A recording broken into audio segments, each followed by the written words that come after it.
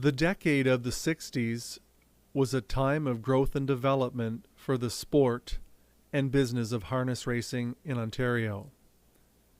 Rideau Carleton Raceway in the nation's capital was inspired and then developed by three men: a longtime horseman who trained and often drove his own horses, a politician, a lumberman, a businessman, and a World War II veteran James William Baskin, lawyer businessman Robert Faskin, and George Warren Armstrong. A plot of some 300 acres was secured on the northern outskirts of Ottawa in Gloucester Township area on Albion Road in an area locally known as Johnston's Corners. It was a spot known to be wet, designated for alcohol. Their presentation to the Securities Department in Ontario to secure financing was a masterpiece, incorporating every detail of building and operations, and even including wagering breakage revenue. In early August, a brief ceremony was held to lay the cornerstone for the grandstand.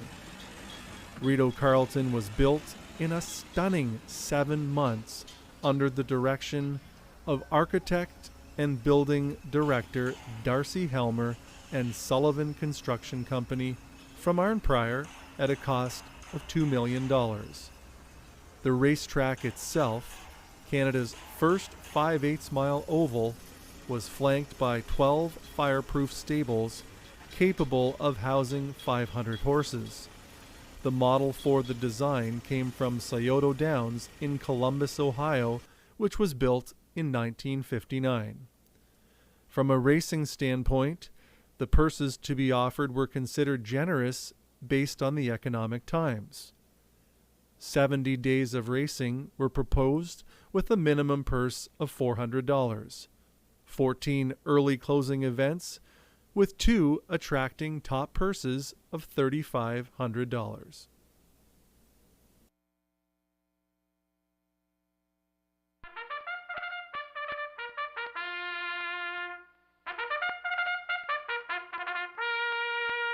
On the evening of Saturday, September 1st, 1962, history was made as an enormous crowd assembled for the 8 o'clock first post.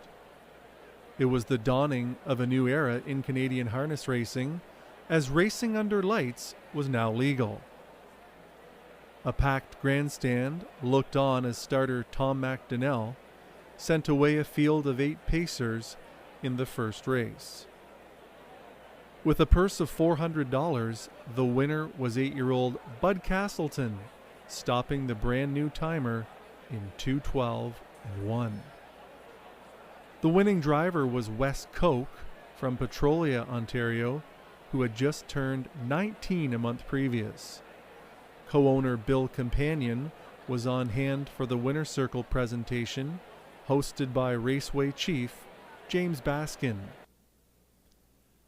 The Raceway's finest evening that year was on September 15th, when nearly $94,000 was wagered, and a new track record for 3-year-olds of 2:05 was set by Northwood Alex in the Hastings County Stake.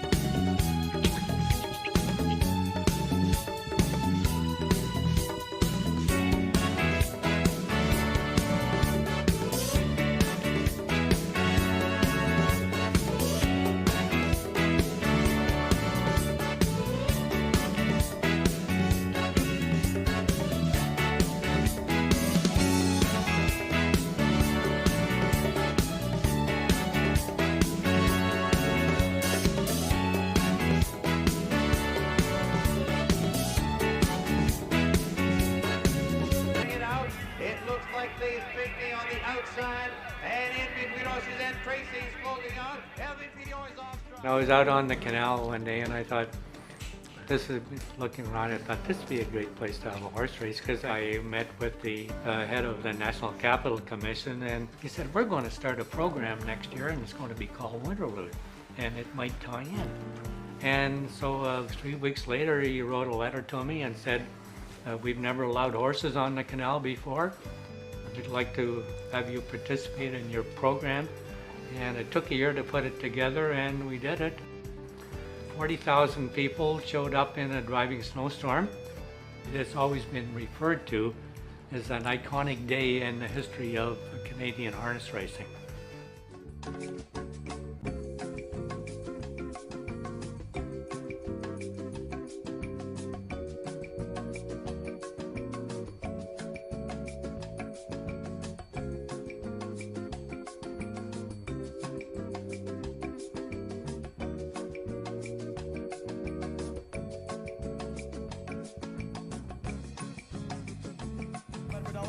They're up and facing into the early lead. That's Wilco's Comet. Wilco's Comet the first to show. Fourth, Windy Playboy is fifth. And eighth to face on the lead. It's still Wilco's Comet driving at him. High class Minbar. Gold Comet is third in the drive for the wire. Wilco's Comet, high class Minbar trying to get to him. Gold Comet third. Wilco's Comet is 56 flat. A new track record. Say Supreme Jade at the rail. Supreme Jade on closing on the outside. Advance attack in the drive for the wire. Supreme Jade, perfect out, advance attack. The three of them take. At Rideau Carleton, full moon rising usually indicates something ominous, but not this night, as the 3-year-old pacing fillies division were each won by the favorites. Dallas Princess in 158-2 for Carmen High, charging up on the outside. And Misty Silver easily in 159-1 with Bud Fritz driving for Eugene Forbes. Off that final turn they come on the lead as they turn for home. That's Betrayal. Down the stretch they come.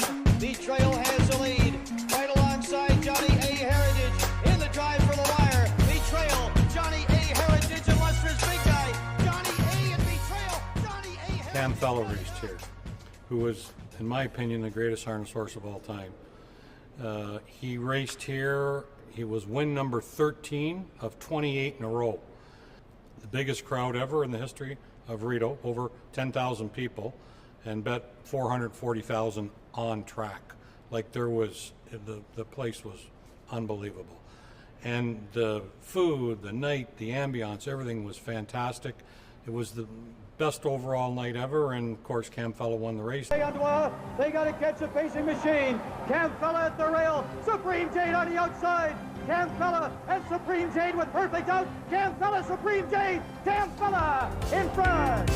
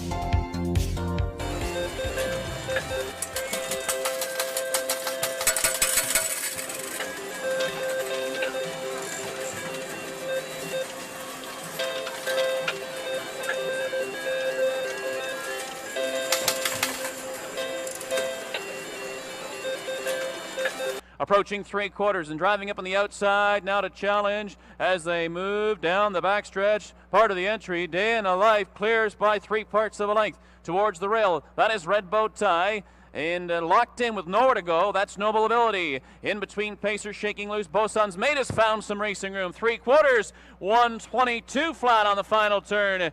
Day in the Life is open to 2.5 lengths Up in the far outside part of the entry, Bosun's mate trying to get there with him. Down on the inside, Red Bow Tie clinging third. Up the rail in fourth, Noble Ability, and they straighten out for home. Through the lane, Day in a Life opening up by 4. Bosun's mate far outside. Red Bow Tie's found a little bit more. The Catman sneaks through with Noble Ability. Here's the finish. Here's the wire. Day in a Life, 1:49.4. Track record. Here they are. Carleton Raceway, it's his third winner of the night, but 1:49.4 is something that he'll remember for a long, long time with Day in a Life. And let's not forget to congratulate Mark Stacey. Mark Stacey is the one that broke and trained this colt, and he made his first steps here at Rideau Carleton Raceway. His first 2 lifetime races were here, and it's great to see him win the Des Smith. Chris Christopheru, winning driver. Let's have a round of applause for Chris. Brilliant drive, 1:49.4, world record on a 5/8 track.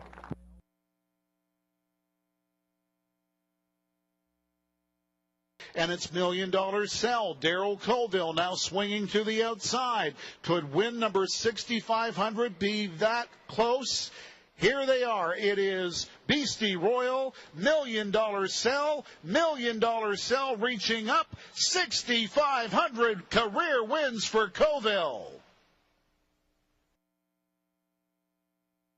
Shows the way. Pressured on the outside by Dalhousie Dave, and down at the rail, Legal Litigator. Second over on the cover for Alexi Matosi. Third over for Art Professor now is on the way for Jameson. Excess cover for Anderlecht now, who's on the move. A ground-saving trip for Lucky Man. It's back there to Gotcha Covered and trailing the field, straight shooting. But Liz again is opened up by about 2.5. 1:21 to the 3/4. Liz again, a 3-length lead. Closest one to him is Legal Litigator. Now coming up on the far outside, Art Professor is shaken loose for Jameson. There's less than 1/8 of a mile to go in the Des Smith. It is Liz again trying to hang on. Art Professor is putting on the pressure. They're down to the final strides in the Des. It's Liz again and Art Professor down to the wire. Liz again in a new Canadian record, 1:49.2.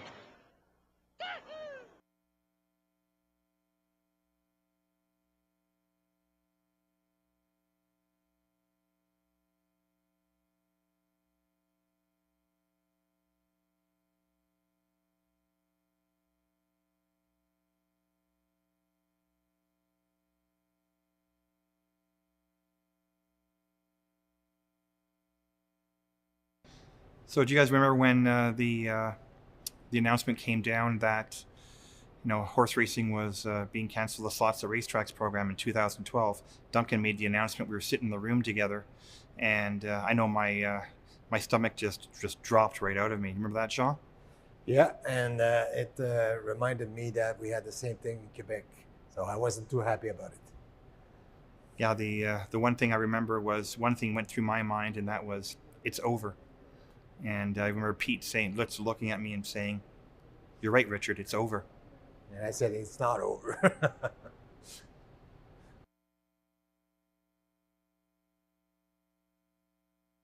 Andy's Unreal has been sent on a gate-to-wire mission on the outside. Hello everyone, my name is John McMillan. I'm taking a look at the second program of the year. But Onyx VA and Stéphane Brassot have the racetrack all to themselves. Everyone, I'm John McMillan, taking a look at how things went on last Sunday's program.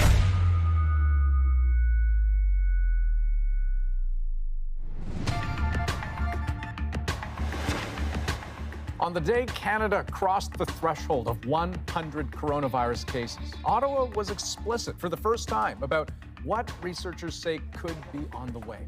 Are you planning the worst? Absolutely. Alarming levels of inaction.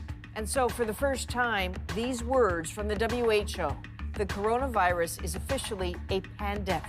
Julie, thank you. Also breaking tonight, the NBA suspending its season after a player on the Utah Jazz tests positive for the virus.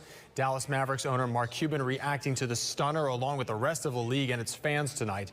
The Utah-Oklahoma City game was postponed right before tip-off tonight after that player tested positive, sending a packed arena home.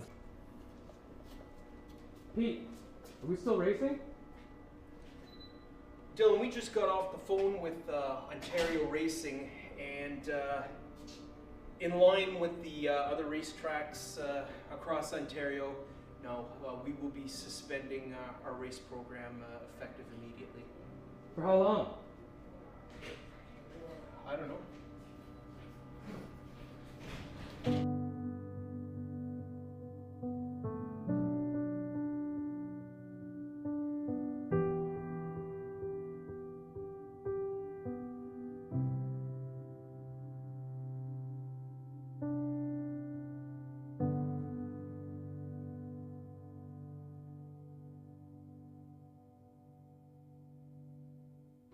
Horse racing is making its return to the capital this weekend. But if you're looking to head to the track to catch the excitement, don't. Live audiences are still not allowed. CTV's Tyler Fleming reports.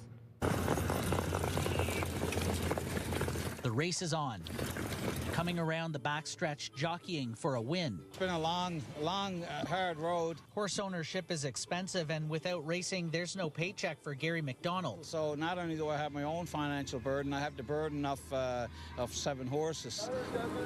So a win is needed. Horse racing has been given the go-ahead from the province. These qualifying races at the Rideau Carleton Raceway are for Sunday's big return. And hopefully we draw some nice post positions so we can get into the race and get some of that prize money. A $65,000 purse to be won in the standard bred races. So that's with the sulky and the driver versus the jockey on top of the thoroughbred's back. John McMillan is the director of the National Capital Region Horse Association and says the industry has been hit hard. Participants in the industry are suffering from financial trouble, so getting them back to work will be a great thing. Strict sanitary measures have been put in place at the track to protect staff, crew, and jockeys. Racing manager Peter Andrusek says only small groups are allowed in the stables and temperatures are being checked before entering. They've been developed in conjunction with the guidelines of Ottawa Public Health, the AGCO, and Ontario Racing. So racing into COVID was surreal. There was no customers in the grandstand, no staff, nothing. In November of 2020, we saw a real unique opportunity. It was American Thanksgiving. A lot of the US tracks hadn't even opened yet. And for a 2-hour period, Rideau Carleton Raceway would be the only track racing for around 2 hours. Huge potential for us, and we certainly saw it. That Wednesday night, we have a major snowstorm. Unbelievable. And I remember sitting with Jeff Taylor, our track manager, and basically telling him, whatever it takes, we have to race. And he had an unlimited budget, and at the end of the day, he and his men got the job done. Then the fog rolls in. And the fog was so thick, forget about the backstretch, you couldn't even see the finish line. And I'm sitting there thinking, wow, what a lost opportunity. Yet, as the races started, the tote boards started blowing up. Numbers unheard of for a track our size. And I remember it was around race 6, and I got a text from Glenn Pearson, who was the general manager at the time, who held the old records, which was, I believe, about 440,000. And he said to me, congratulations, you finally broke the record 35 years later. And that's when it kind of dawned on me that, wow, this is something special. By the end of the night, we bet over 750,000, I believe. And what was so shocking about that is that there was not one patron in the grandstand to witness it. COVID. Yeah, we got a big loss. Rideau Carleton, Mr. Armstrong. He's been good to me over the years. I've been here for my whole life. And I just got back, but he always helped me out. Warren Armstrong was not only the most passionate racetrack operator that I've ever come in contact with, but he wanted every person that came to Rideau Carleton to have a tremendous experience, whether it was a horse person, a race fan, or just a general passerby. He wanted them to have a great time, and that's what they did under his management. 1 week ago tonight, The entire racing community and everybody at Rideau Carleton was saddened to learn of the passing of Mr. Warren Armstrong, one of the builders and the inspiration here at Rideau Carleton Raceway, the owner of this racetrack for almost 60 years. Tonight we are celebrating his life with a video tribute followed by a minute of silence.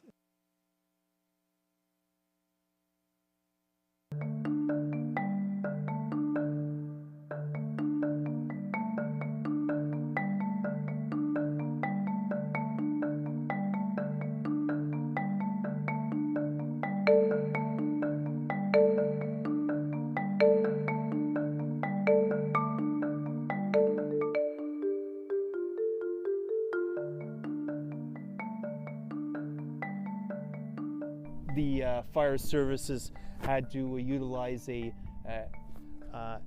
excavator there to actually bring down the roof, and that was necessary in order to put out the flames. Yeah. So, do you mind just like what's going through your mind at that time? Like, just you're seeing this, you're seeing the blaze. Well, I've been here for 30 years, and I mean, this industry has dealt with many crises, and I got to tell you, this is the most devastating.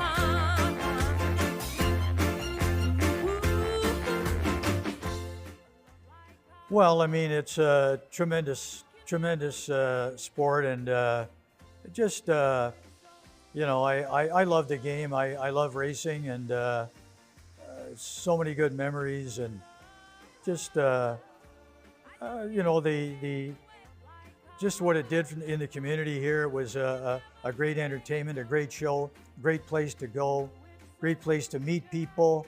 Harness horse people are some of the best people in the world, down to earth, salt of the earth people, fantastic people. And just, you know, the people, the camaraderie, those are the things that, that mean the most to me.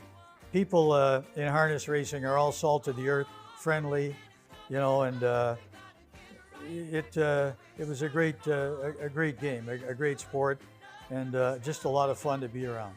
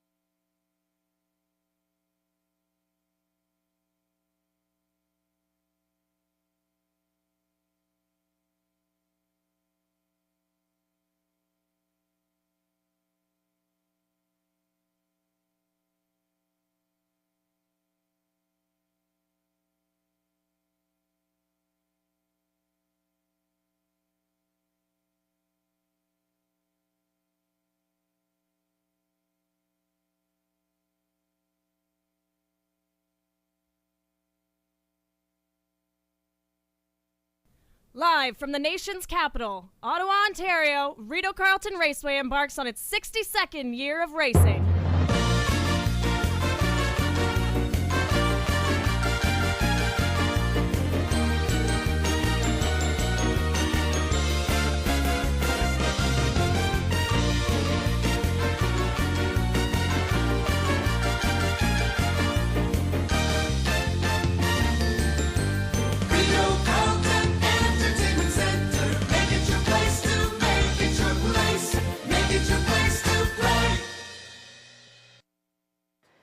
Hello, ladies and gentlemen, and welcome to Rideau Carleton Raceway this Sunday evening. Another perfect night for live harness racing from the nation's capital.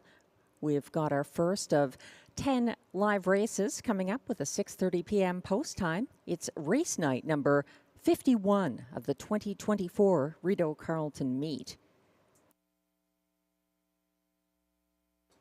The track condition is fast, weather partly cloudy skies, a temperature of 18 degrees Celsius, 64 Fahrenheit.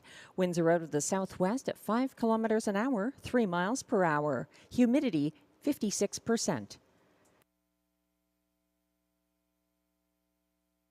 We do have a few changes to pass along on tonight's card. In race 1, scratch the 1, perfect time, a judge's scratch due to transportation. There were no changes in race 2. In race 3, there were 2 changes. Scratch the 3, Madiva, a judge's scratch, transportation, and the driver change on 9, Classic Jim, going from Stéphane Brosseau to Stéphane Bargier. No changes in races 4 or 5. 3 changes in race 6. Scratch the 1, Synergy S, judge's scratch, transportation. There's an equipment change on 4, Napoleon Hill, who adds a Pelling pacifier. And on 7, Dominion, a driver change from Stéphane Brosseau to Stéphane Bargier. No changes in race 7.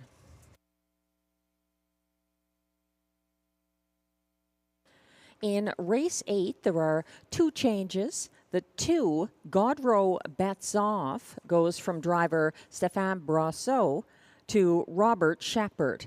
Also, there's a scratch of 5, Destiny Road, a judge's scratch due to transportation.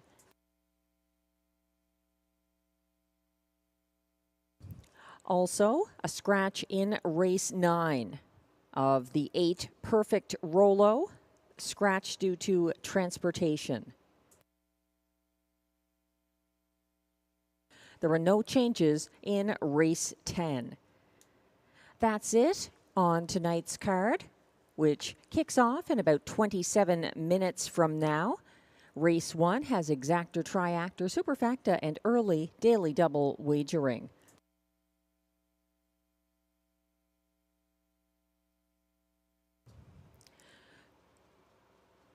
There was one qualifier at 5 o'clock for horses of both gates. There were 6 horses entered, 5 pacers and 1 trotter. The winner was Lancaster Bomber on the front end in 1:55 and 2 for trainer Christina Miller and driver Josh Miller. Lancaster Bomber won by 10 lengths over the trotter Southwind Russian, who was second, and Silverado, who was third in that mile. The fractions 28 and 3 to the quarter, 58 and 3 at the half, 126 and 3 at 3/4, 155 and 2, an impressive qualifier for Lancaster Bomber.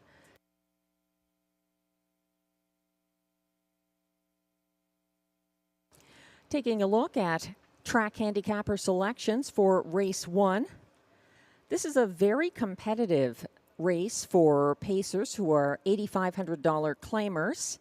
And Glenn is going with 4, Always Your Way, for Jamie Johnson and Jimmy Gagnon. That one finishing third after a second-tier start on September 22nd. Jimmy Gagnon staying loyal as this horse moves back to the front tier. He has 6 wins so far this season, and the last couple are at this same level. I'm looking further out to the Mandy Archer trainee, Fear the Shadow from post 6, who didn't have the best of trips last start. Robert Shepard is staying aboard, and this is a relatively new pacer to Rideau Carleton, coming in off the claim at Flamborough on September 10th. So I think he's going to improve again here. And for the place spot, Glenn is going with 3. The Dog in the Fight for trainer-driver Guy Gagnon, a narrow winner by a nose on September 22nd at this track over Giddy Up Max. The 2 in this field for trainer Vic Putty and catch driver Antonio Vecchio. That's Glenn's third choice horse here, the 2, Giddy Up Max, and he completes his ticket with the 6, Fear the Shadow. I am using Glenn's top horse, Always Your Way, in the place spot with the Dog in the Fight for show, and then looking further out to the 7, Sunny Bow, who ended up last on September 22nd, but I think there's a lot more to him. He likes a front-end trip. This isn't the best post for it, but I see a little more depth to that horse than the 18-1 odds that he currently has on the board. There's a real disparity of prices there, a real variation, I should say, with a 1-9 favorite. That's Glenn's top choice, Always Your Way, on the return to the front tier. 90-1, I think, is steep for 6, Fear the Shadow, who backpedaled to 4th behind Sunny Bow and Jim's Big Thrill as they battled to the quarter here last Sunday. He was caught in and shuffled back as Always Your Way came first over on the second turn, and he tipped wide too late. So I see potential for improvement, and at that price, certainly worth considering in this very wide open race.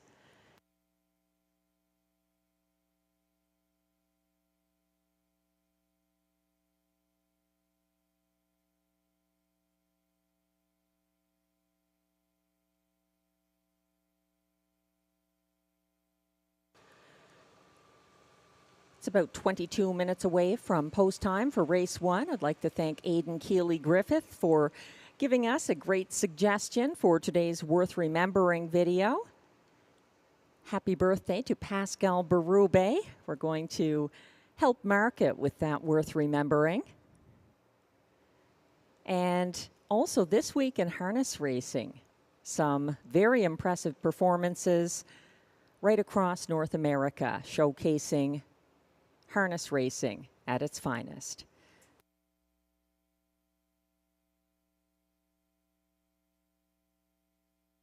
This week in harness racing, we go to Kentucky's Red Mile in a bluegrass division won by Highland Kismet in 155-1 on a sloppy track.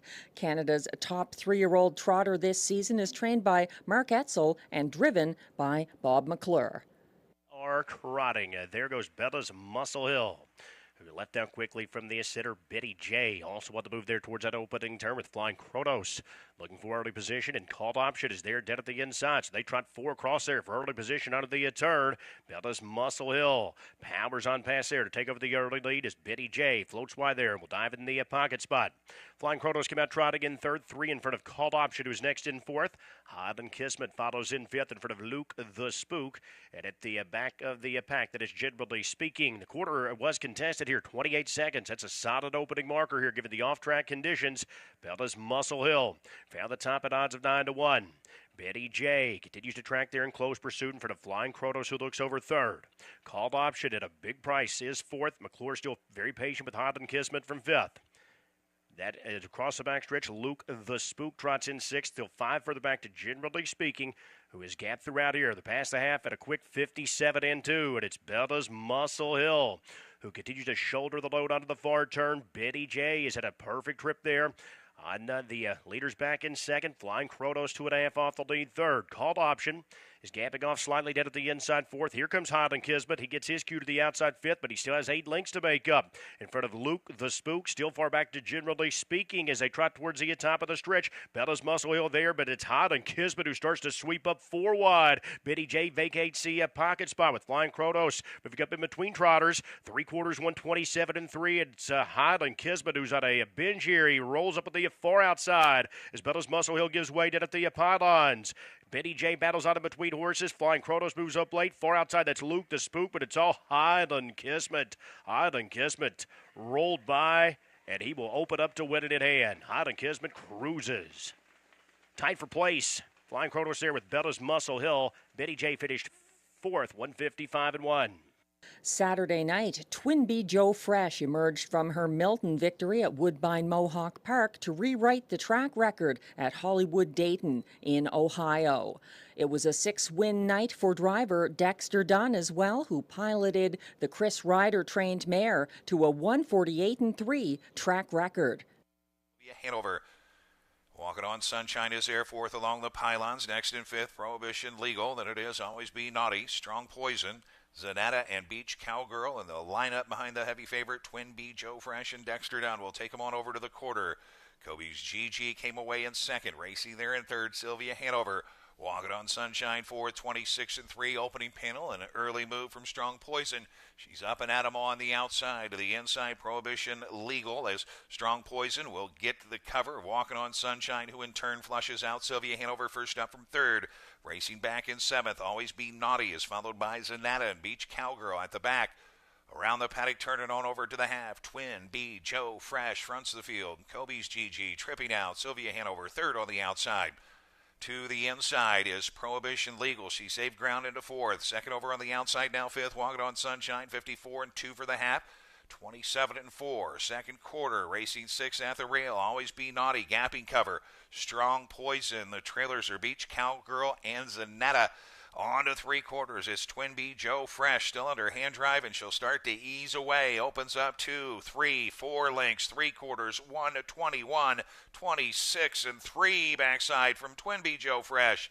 Second on the outside is Sylvia Hanover. To the inside, Kobe's GG, followed by Prohibition Legal, who's begging for some racing room. Walking on Sunshine to the outside, fanning wide for the drive as Always Be Naughty, but the story is Twin Bee Joe Fresh. She's going to get her 9th of the season and win the Dayton Distaff Derby. She is in a field all alone. Twin Bee Joe Fresh won 48-3, and that is a new track record. Twin Bee Joe Fresh in the Dayton Distaff Derby, 148-3, 27-3 final quarter, a new track record.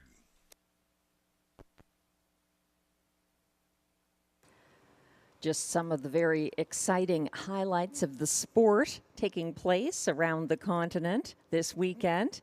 We've got 10 live races coming up at Rideau Carleton with an exciting feature, and that is our preferred handicap pace, and that's coming up in race 4.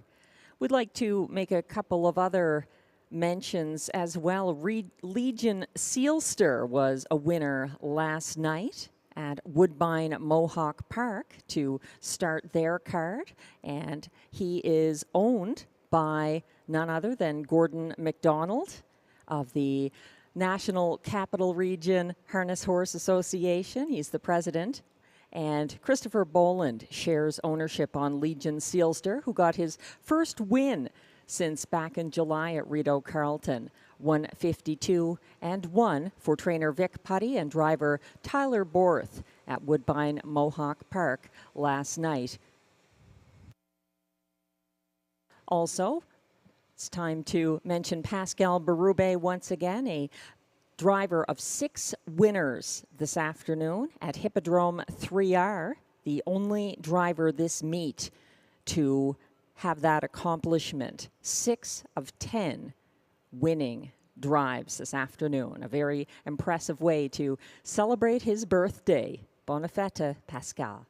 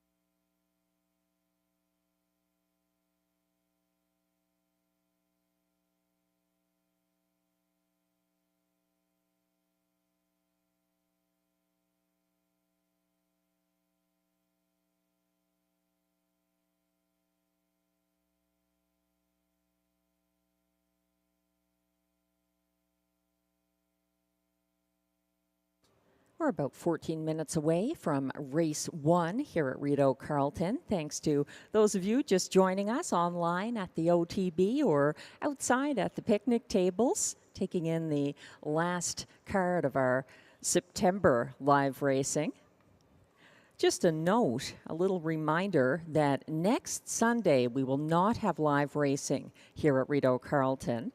There's a special event at the track, so the Sunday, October 6th card has been moved to Tuesday, October 8th, with the same post time, 6:30 p.m.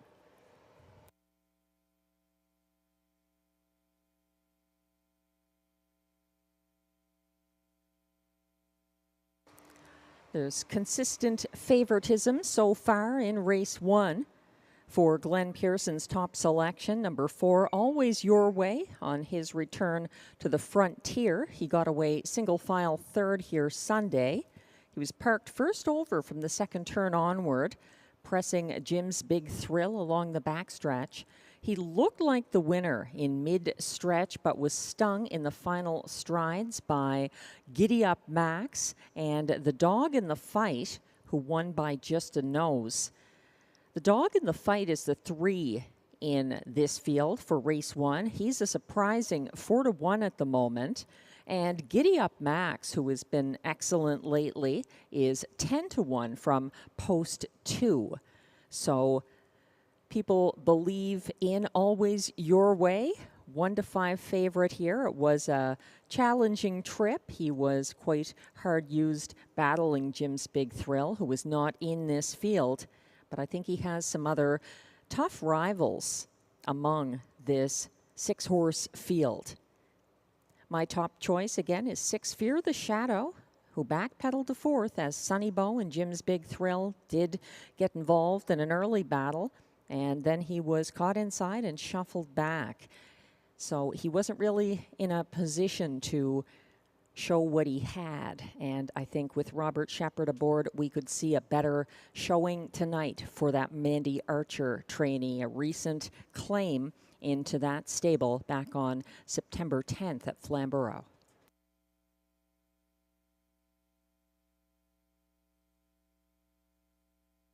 The other one getting very little respect from post 10, or from post 7, that is. He was 10-1. He's dropped to 6-1. Is the 7, Sunny Bow, for Stéphane Pouliot. He actually parked Jim's Big Thrill through a 27-3 opening quarter here last Sunday. Then he was boxed in second on the backstretch when Always Your Way was moving first over. He had a second move up the passing lane late in the mile. So Sunny Bow dropping to 6-1. He is another contender, and this race is a very wide open affair. The 1, Perfect Time, was scratched. The horses trained by Kelly Duval-Lequet not making it here. A transportation scratch, unfortunately, tonight for the 1, Perfect Time. Once again, there's exactor, triactor, superfecta, and early daily double wagering available on race 1. Coming up in about 10 minutes.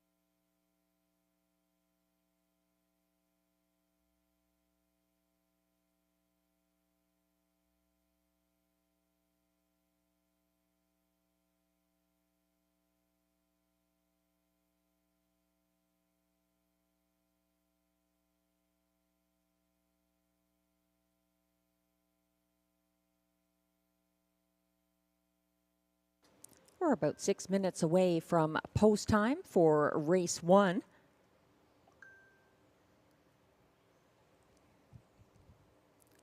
For those just joining us, the one perfect time was a transportation judge's scratch.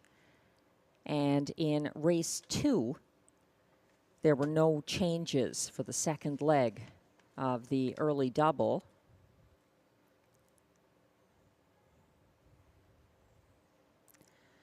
Getting strong support ever since the windows open. Number 4, Always Your Way for Jamie Johnson and Jimmy Gagnon. Understandably, a 6-time winner this season. And returning to the frontier after starting from post 9 last Sunday. He was a winner from post 7 the week before that at nearly 12-1 over the dog in the fight. His closest rival here, possibly from post 3 for trainer-driver Guy Gagnon. 7-2 on the dog in the fight, coming in off his Sunday victory at this level over 2 closest rivals who are also in this field. Place finisher, number 2, Giddy Up Max for trainer Vic Putty, picking up catch driver Antonio Vecchio. And the dog in the fight also finished ahead of Always Your Way, who was good enough for show that race.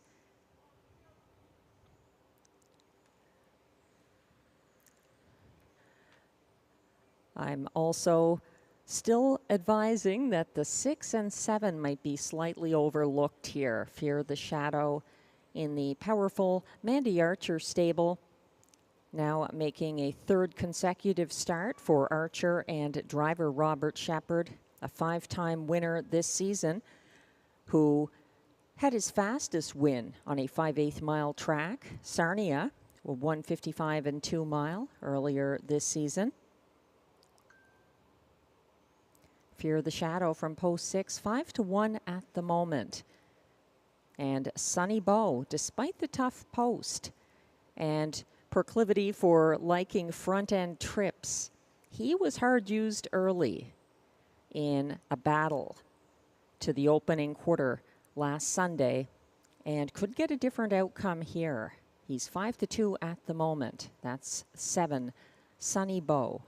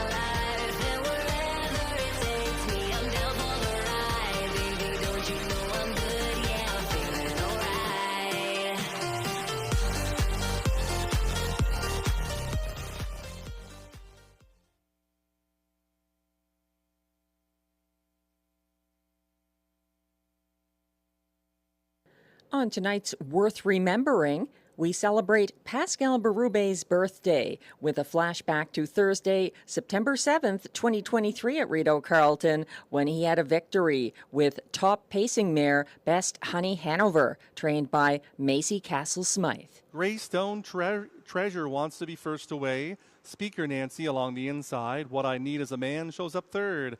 About 4 back to Best Honey Hanover. Sunny Sicily is ahead of only Gouda 1, who gives up 9 lengths on the early battling leaders. Up on the outside, Greystone Treasure. Speaker Nancy Not Without a Fight drops into the 2-hole. The quarter is up, 27 2/5. To the lead, here comes Greystone Treasure. Speaker Nancy second in line. What I Need Is a Man is spotted third. A fresh 4th to Best Honey Hanover, only 5 off of the lead. Gouda 1 is winding up out of the backfield and looking to flush some good cover and does so. Sunny Sicily saves ground up the rail. Stone Treasure by a length and a half on Speaker Nancy at the half of 56 and 2. To the backstretch they go. It's Stone Treasure towards 3/4. Speaker Nancy second. Racing from third in line, What I Deem is a Man. Here comes Best Honey Hanover with 3/8 of a mile to go with 3 lengths to make up. Gouda 1 is getting towed up into it beautifully for Sam Filion, and the trailer is Sunny Sicily as they approach 3/4. Stone Treasure. Here comes Best Honey Hanover at 3/4 of 124 and 4. And it's Best Honey Hanover to take the lead away from Stone Treasure. Gouda 1 is still moving nicely on the outside. Speaker Nancy looking for a way through. And What I Need is a Man with 1/8 of a mile to go. It's Best Honey Hanover to catch. She has him by 2.5. Down the center, Gouda 1. Splitting horses now is Speaker Nancy. Here is the wire. It's all Best Honey Hanover by 3.5 in the end. Speaker Nancy a good second, tight for show. The mile 153 and 2.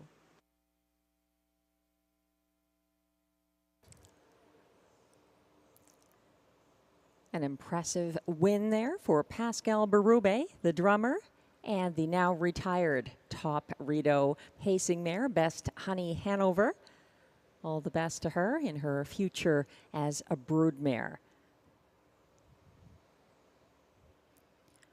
The post parade will be coming on track very soon for race 1. Windows remain open, exactor, triactor, superfecta, and early daily double wagering.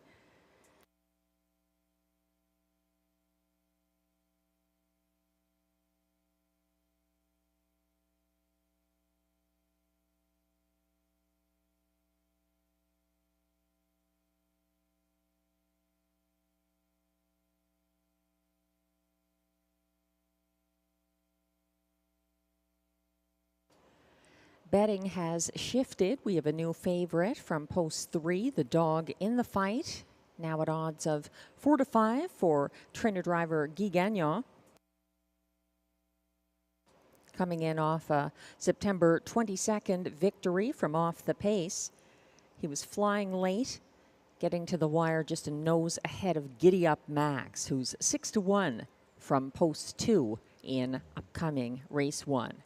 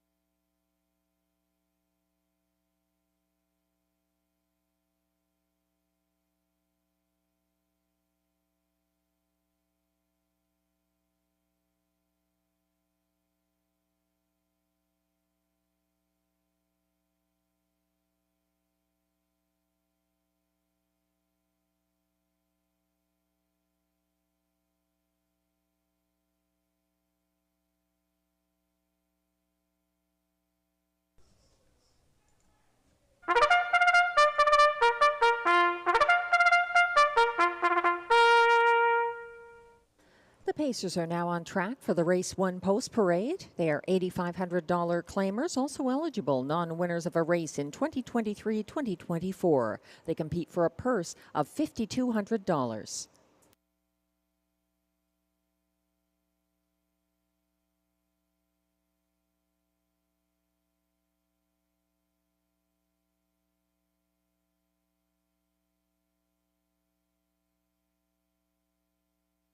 Number 1, Perfect Time is a judge's scratch transportation. 2 is Giddy Up Max, owned by David Shea, trained by Vic Putty, driven by Antonio Vecchio.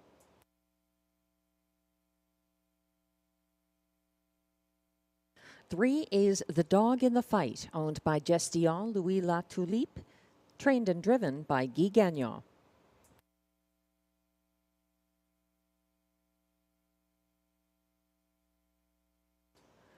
4 is the current even money favorite, Always Your Way, owned by trainer Jamie Johnson with Sonia Johnson. Jimmy Gagnon is in the sulky.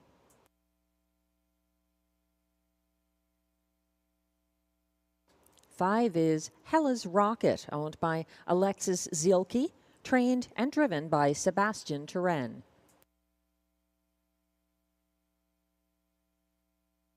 6 is Fear the Shadow, owned by Jamie Copley, Kimberly Eaton, Darren Tingley, and Dwayne Tingley, trained by Mandy Archer, driven by Robert Shepard.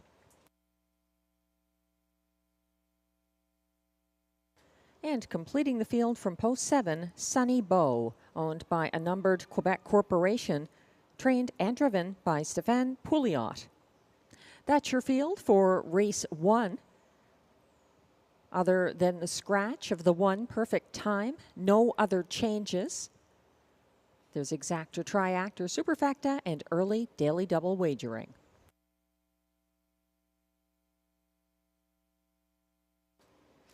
We're zooming in on the current favorite, also the favorite when betting opened on race 1. Number 4, Always Your Way. A show finisher last Sunday at this track, but after a trip that wasn't the easiest. He started from the second tier and he got away single file third, but he was parked first over from the second turn onward. And he was up against Jim's Big Thrill, first over along the backstretch. He looked like a winner mid-stretch, but unfortunately for him, he was closed in on late by the Dog in the Fight, and also more late speed from Giddy Up Max. So he ended up third that race. With a different trip tonight and a front tier post, Always Your Way could have things go his way. He's the 6-5 favorite here from post 4, and the top choice of Rideau handicapper Glenn Pearson.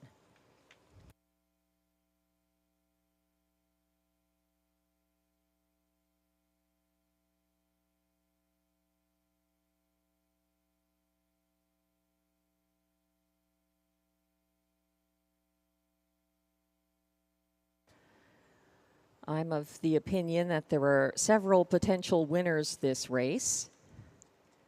And 6, Fear the Shadow at 11-1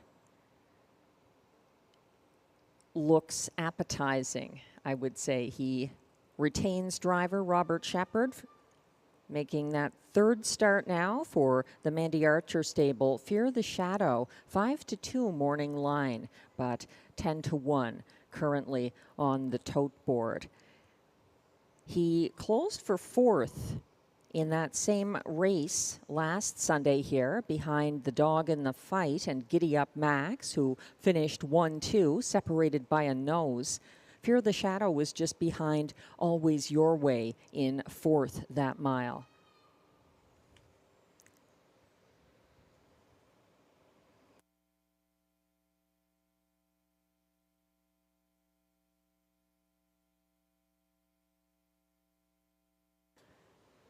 And just to point it out again, if you're playing the early daily double, there were no changes in race 2.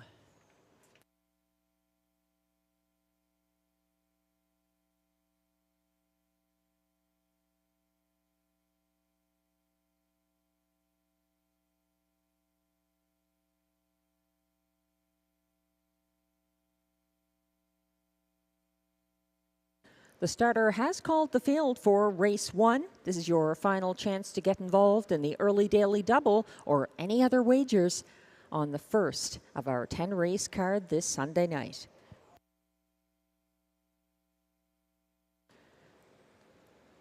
The field is lining up. 1, Perfect Time is a scratch. 2 is Giddy Up Max, Antonio Vecchio driving. 3 is The Dog in the Fight for Guy Gagnon. 4, Always Your Way, Jimmy Gagnon. 5, Hella's Rocket, Sebastian Turenne. 6, Fear the Shadow, Robert Shepard. And on the outside, 7 is Sunny Bow for Stéphane Pouliot, who is a few lengths off the gate while the others are lined up on the turn.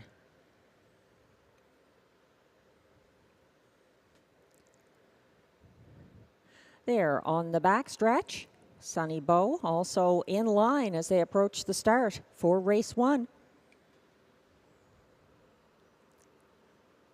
They're off and pacing. Speed from the outside as Fear the Shadow and Sunny Bow both launch from outside posts. Fear the Shadow first to the front for Robert Shepard, continuing first over on his outside, and now half a length in front. That's Sunny Bow for Stéphane Pouliot, looking to land on the lead. Behind those two, following from third, is Always Your Way. Behind him, The Dog in the Fight is single file fourth to the opening quarter, reached in a brisk 27-3 by Sunny Bow, leading by about a length and a half over next closest, Fear the Shadow. Following from third, Always Your Way. Fourth is The Dog in the Fight. Then it's a 4-length gap back to the last two, Giddy Up Max. And at the back of the field is Hella's Rocket. They're single file in 2 groups on the second turn. The top 4 led by Sunny Bow, continuing about a length and a quarter ahead of next closest, Fear the Shadow, past the half in 56-1. Following from third, Always Your Way with his nose on the helmet of Robert Shepard. He's looking eager from third, and following from fourth, that's still The Dog in the Fight. An increasing gap back to the last two as Giddy Up Max has jumped it off. He's taken to the back of the field behind Hella's Rocket. 1:24-4, the clocking to 3/4 under urging now. Leader Sunny Bow still in command, sitting the pocket, waiting his turn. That's Fear the Shadow as the stretch looms ahead. Coming first over, The Dog in the Fight is following Always Your Way, who is first over now, challenging. It's a battle to the wire. Fear the Shadow in the middle of the track is going to get there ahead of Always Your Way and Fear the Shadow. 1:54 flat.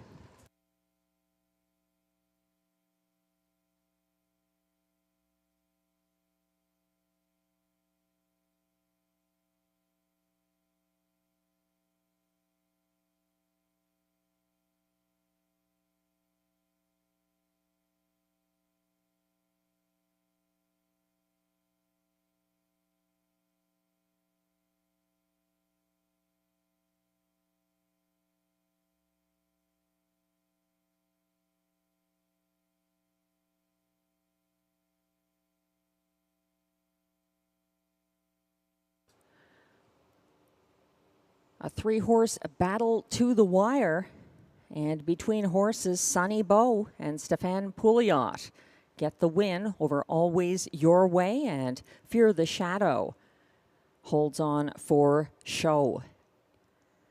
The late money was on The Dog in the Fight, who closed as the 4-5 favorite.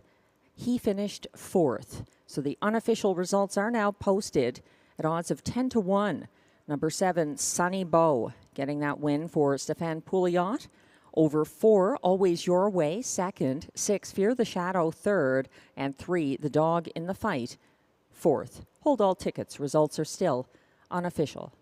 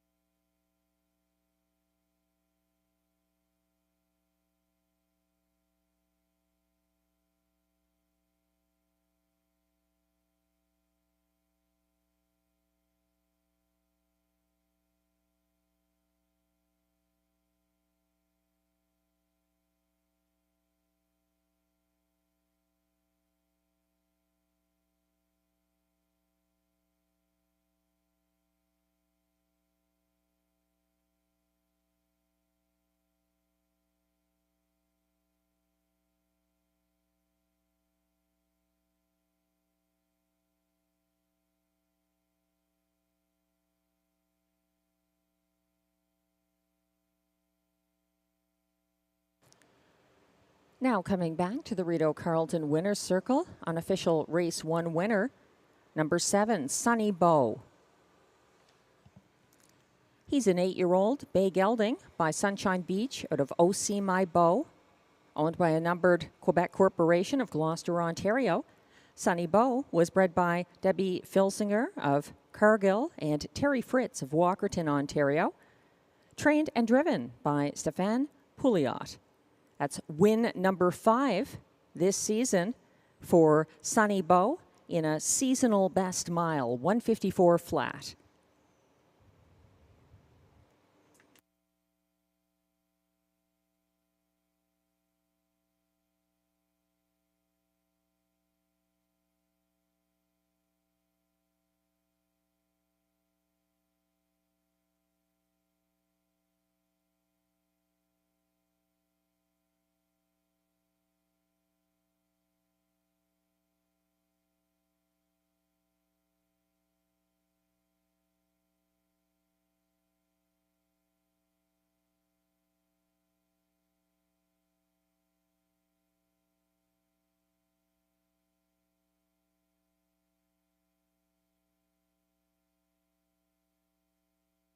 And results are now official for race 1.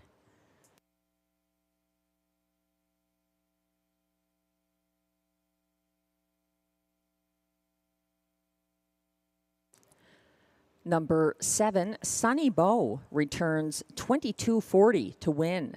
The $2 exactor 7-4 pays $140.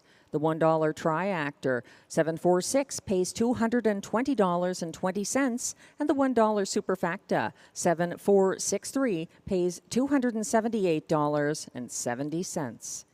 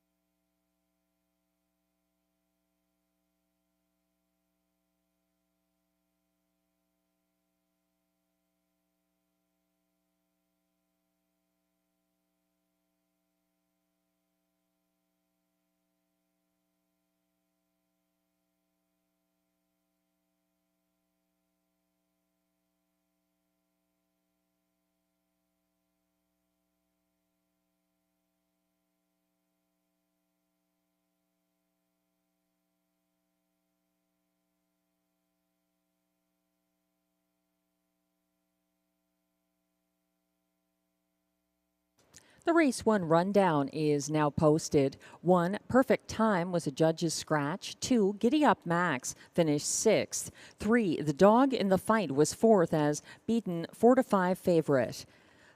4, Always Your Way finished 2nd. 5, Hella's Rocket was 5th. 6, Fear the Shadow was 3rd. And 7, Sunny Bow, the race winner for Stéphane Pouliot. From the top down, your program should read scratch 642-531. The fractions were 27-3 to the opening quarter, 56-1 at the half, 124-4 at 3/4, 154 flat, the winning mile in a seasonal best for Sonny Bow.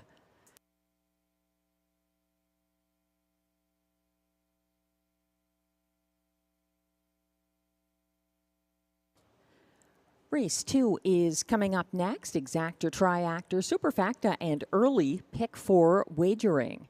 There are no changes to this field of 5.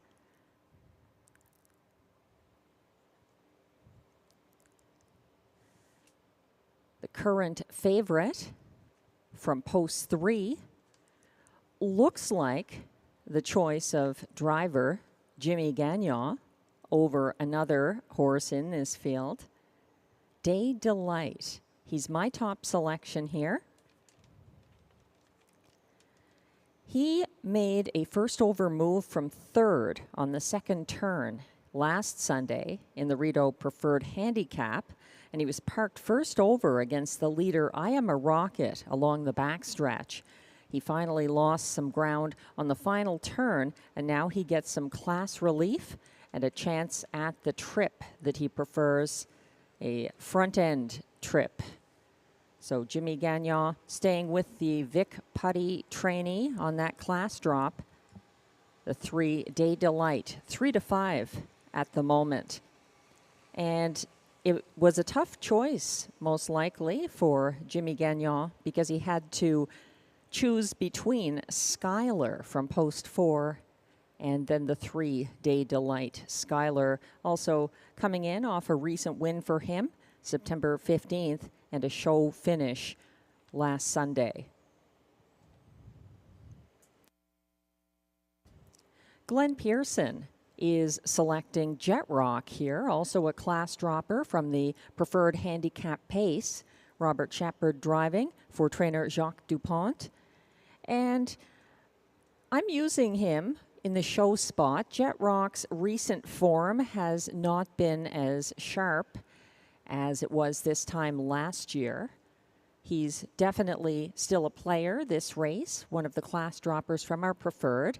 For second, Glenn likes Day Delight, the 3, the current 3-5 favorite. Then he is using the 4, Skylar in the show spot, ahead of 5, Shotgun Jerry, to complete the Superfecta.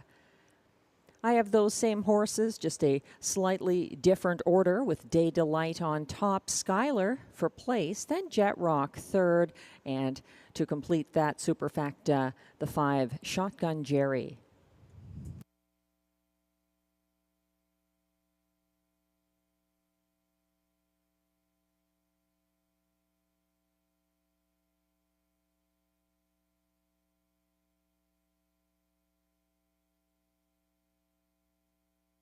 Don't forget that our early pick 4 kicks off in race 2, and there are a few changes tonight.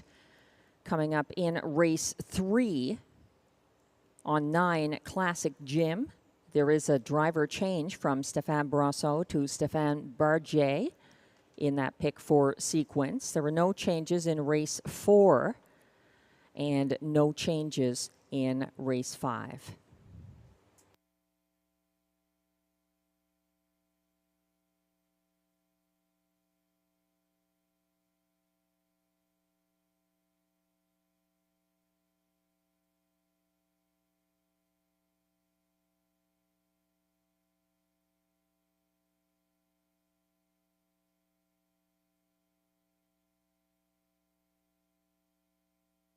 The horses are approaching from the backstretch for the post parade for race 2. In my pick 4, I did cover 3 horses in this first leg. I'm using the 3 Day Delight with the 4 Skylar and the 2 Jet Rock.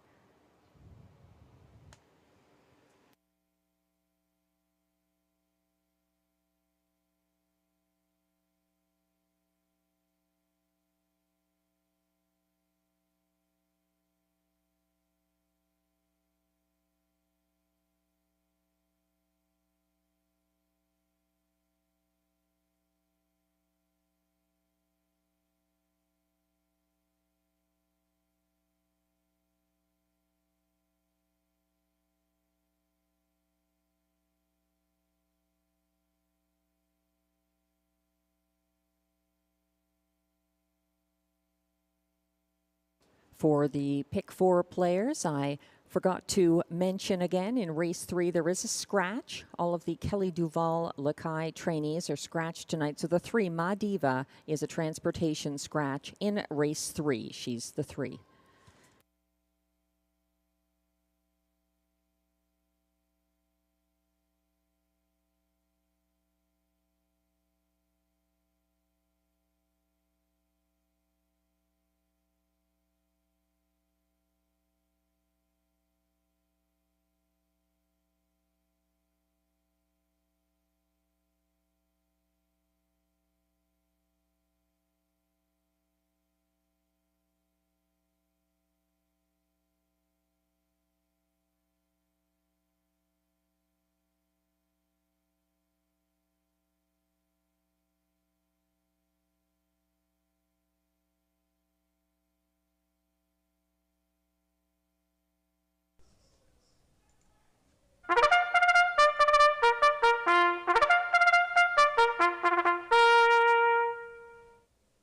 And the Pacers are on track for the race 2 post parade. They are non-winners of $7,500 in their last 5 starts. Also eligible non-winners of $60,000 lifetime and $25,000 claimers. They race for a purse of $8,500.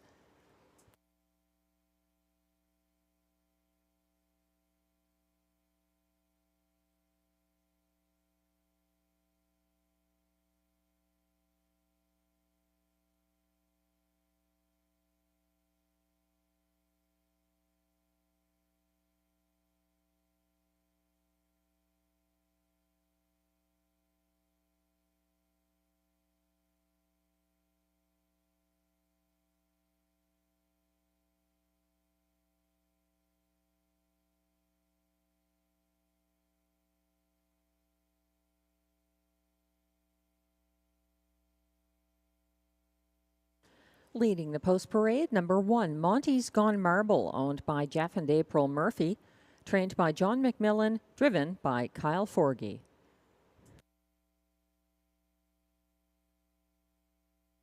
Two is Jet Rock, owned by Écurie CSL with Les Écuries d'Orléans, trained by Jacques Dupont, driven, that is, by Robert Shepard.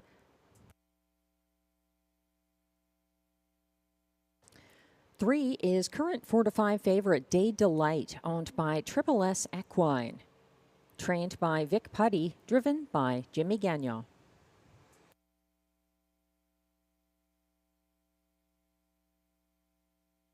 4 is Skylar, owned by Limco Incorporated, trained by Vic Putty, driven by Ryan Guy.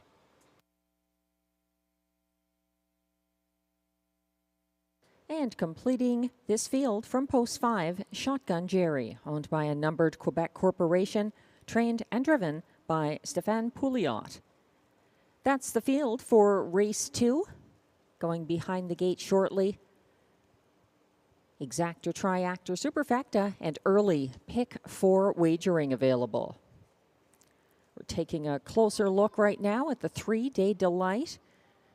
A first over challenger from 3rd on the second turn last Sunday at the preferred handicap level here. He was parked first over, battling I Am a Rocket on the backstretch and finally tired on the last turn. He prefers a front end trip, which he may find easier in this field tonight. Again, on that class drop. He's going to have to face the late speed of Vic Putty stablemate, number 4, Skylar, who backed down early after a 3-wide early battle last Sunday. Skylar had a first over move in front of the grandstand, settled in the pocket behind Flash Cube on the backstretch, and then was covered up by an advancing Phantom Manchois. He was loose late, but out-sprinted by Revolt. Jet Rock is Glenn Pearson's top selection, 2-1 at the moment. He dominated last year between September 21st and November 26th at Rideau Carleton at our preferred handicap level. He's known as a strong closer. He has 3 wins at that level this season for Robert Shepard, but he faded late September 15th in our preferred handicap. He gets class relief, like a couple of others in this field, and he's 5-2 at the moment. That's the 2, Jet Rock. In this competitive field, I also wouldn't count out the 5, Shotgun Jerry, although to be economical with a ticket, I did leave him out in my pick 4, going with the 3, 4, and 2 only.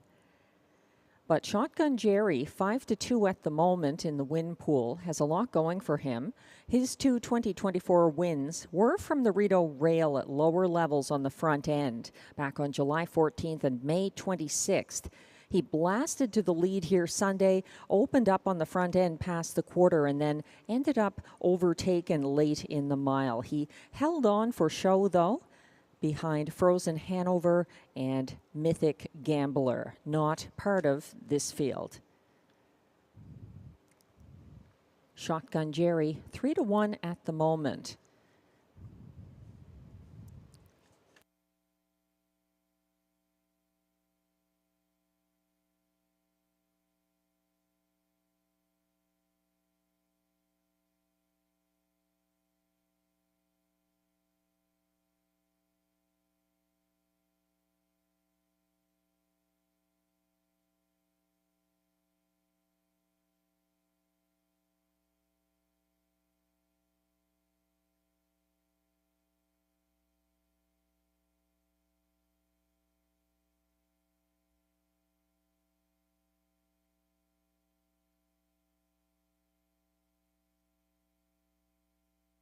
The starter has called the Race 2 Pacers. This is your last opportunity to play the early pick 4 that begins here in Race 2. The Pacers are lining up in front of the grandstand. 1 is Monty's Gone Marble, driven by Kyle Forgy. 2, Jet Rock for Robert Shepard. 3, Day Delight, Jimmy Gagnon. 4, Skylar, Ryan Guy. And on the outside, 5, Shotgun Jerry, Stéphane Pouliot. They are lined up on the turn with Monty's Gone Marble, the last to join the field.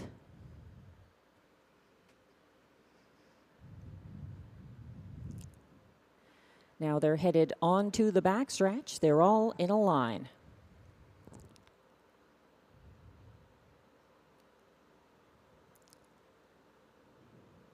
They're off and pacing, and between horses, Day Delight is leaving for Jimmy Gagnon, matching strides to his outside, though. Skylar for Ryan Guy, making an early move too, and getting parked by his stablemate as Day Delight fights back on the inside. Skylar must settle for the pocket. Following him from 3rd is Jet Rock. It's 2 lengths back to 4th, where you'll find Shotgun Jerry. Monty's Gone Marble trails past the quarter, 27-1. Another fast opener tonight at Rideau Carleton with Day Delight on the engine. He's out there by 2 for Jimmy Gagnon, flat in the bike. Following from 2nd is Skylar. 3rd, yet to move, Jet Rock. Tightening up from 4th, Shotgun Jerry. And still at the back of the pack, Monty's Gone Marble, as the field is single file, circling toward the half with Day Delight firmly in command. 55-1, the clocking there.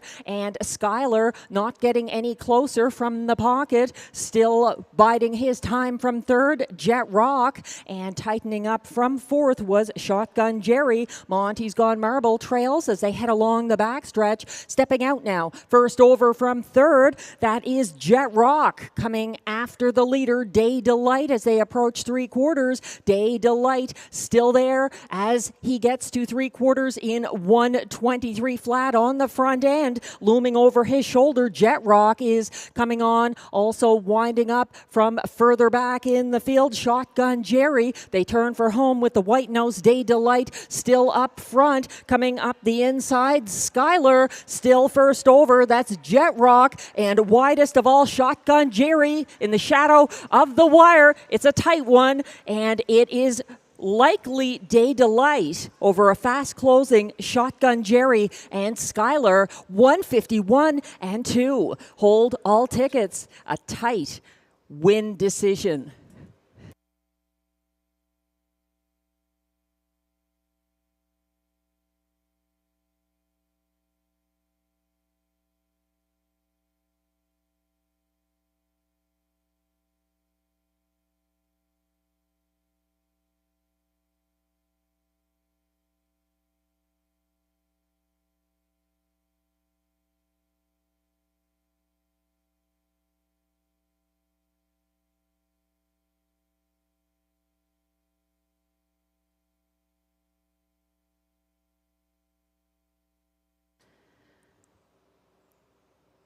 A battle to the wire in race 2 with Day Delight between horses, trying to hang on by a white nose.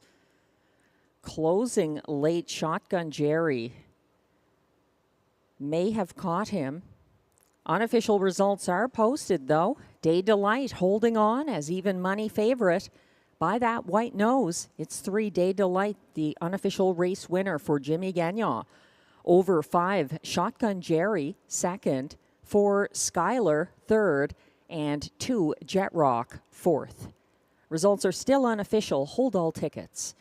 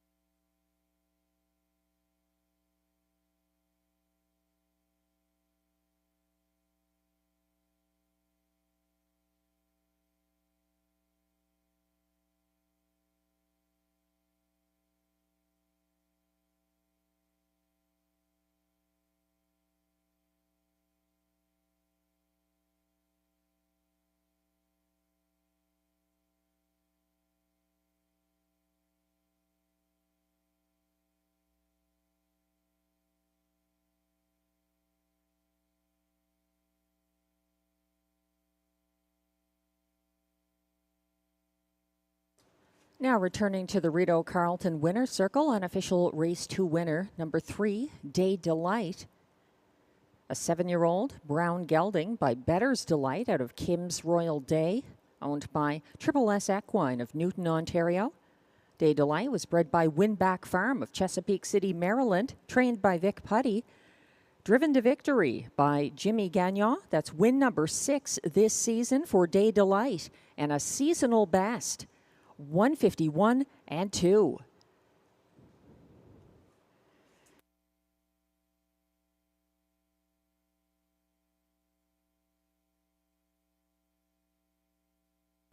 Race 2 results are official.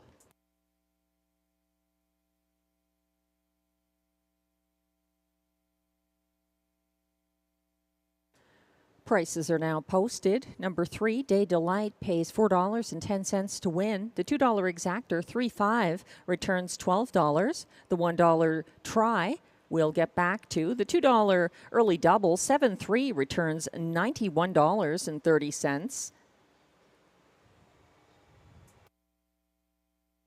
That $1 triactor, 3.54, $8.30. But the $1 superfecta returns $16.40 for the 3.542 $1 ticket.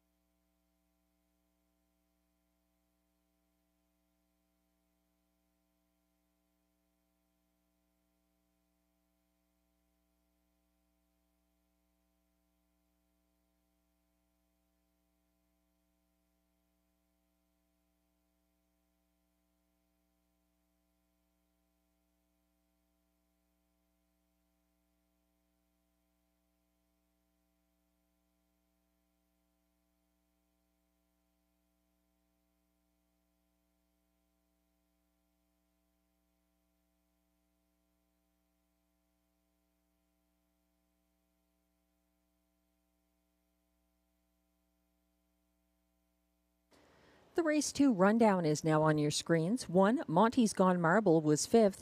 2, Jet Rock was 4th. Even money favorite, number 3, Day Delight, the race winner for Jimmy Gagnon. 4, Skylar was 3rd. 5, Shotgun Jerry was 2nd. From the top down, your program should read 5-4-1-3-2.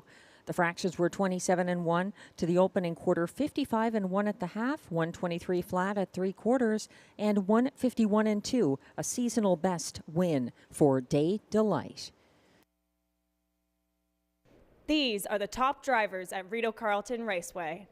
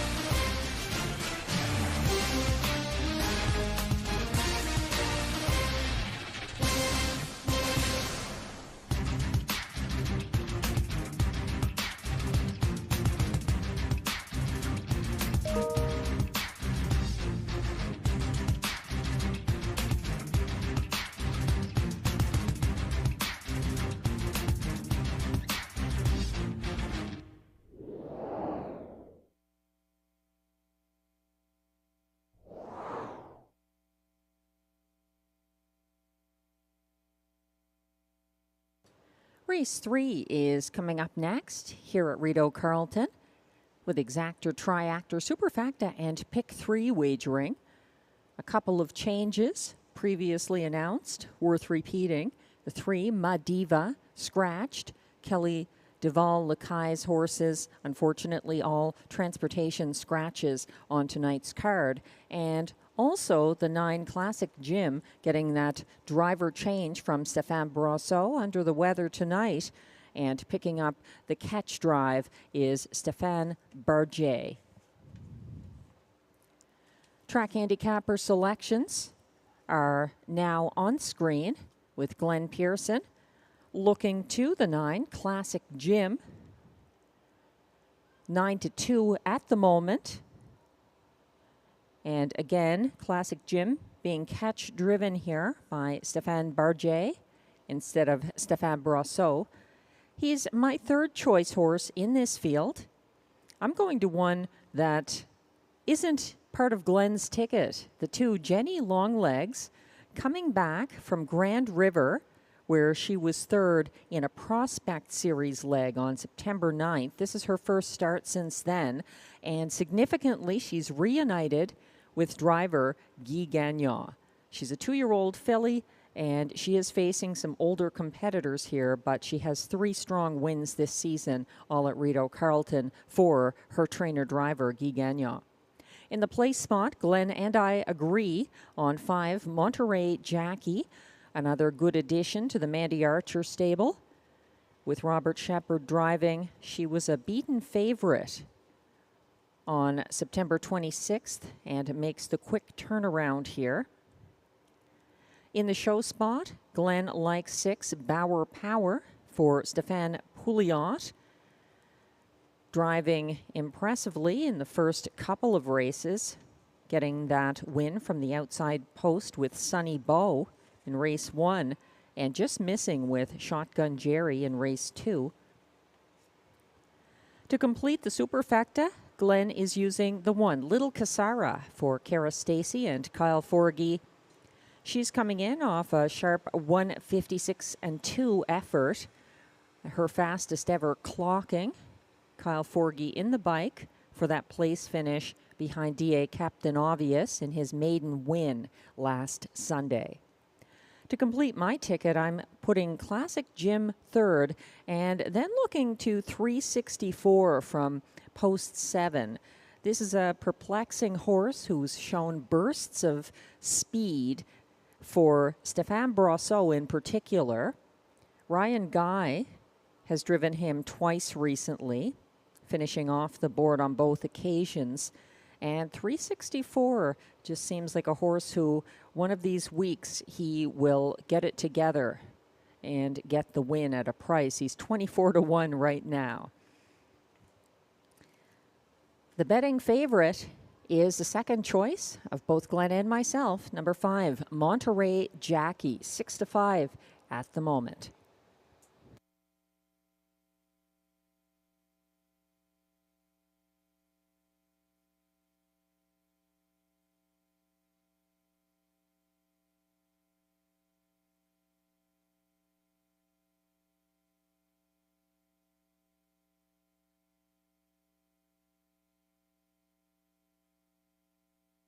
The post parade will be on track shortly for race 3.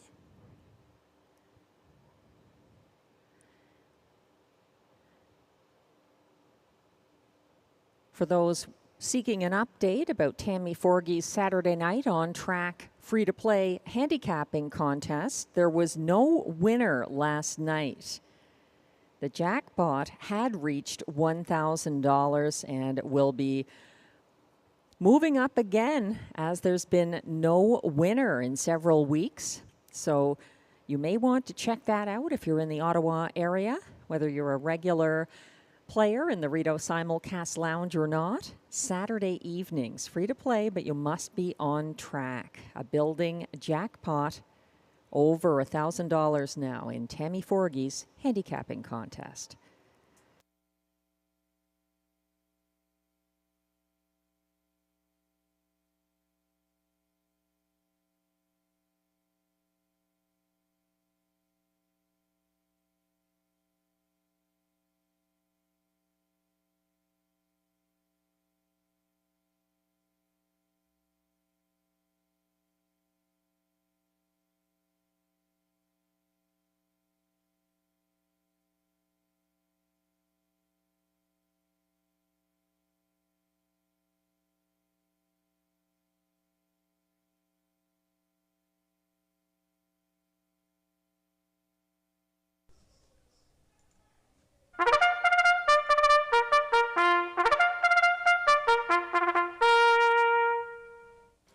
The race 3 post parade is now coming on track. These pacers are non-winners of $10,500 or 2 races lifetime with allowances for fillies and mares. The purse is $6,000.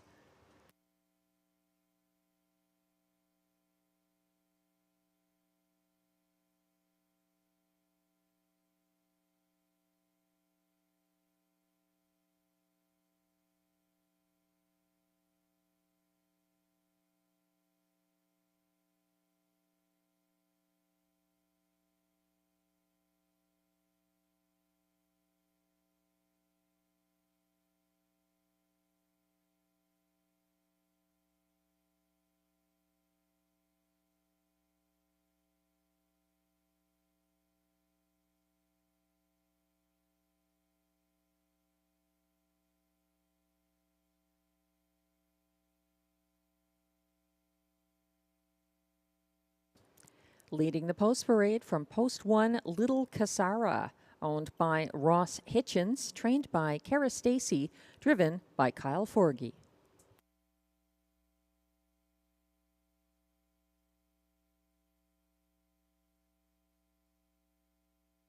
Two is Jenny Longlegs, owned by Gestion Louis La Tulipe, trained and driven by Guy Gagnon.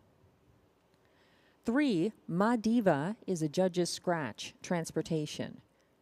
4 is Pizzazz Hanover, owned by trainer Jeremy Marcotte, driven by Pascal Berube.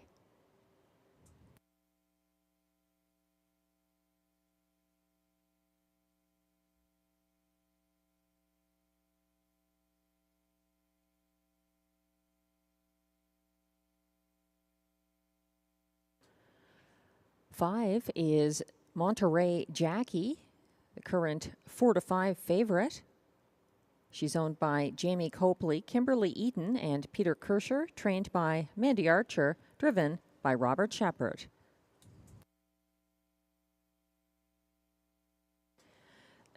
Six is Bauer Power, owned by William Beecham, with trainer Gavin Christie, driven by Stéphane Pouliot. 7 is 364, owned and trained by Marcel Rozon, driven by Ryan Guy.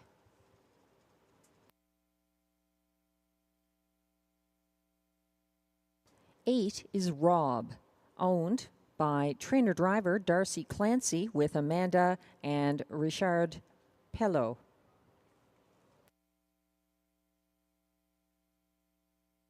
Completing this field from post 9, Classic Gym, owned by Investissement KFB with trainer Carl Duguay. Note the driver change from Stéphane Brosseau to Stéphane Bargier. That's the field for race 3 with Exactor, Triactor, Superfecta, and Pick 3 wagering.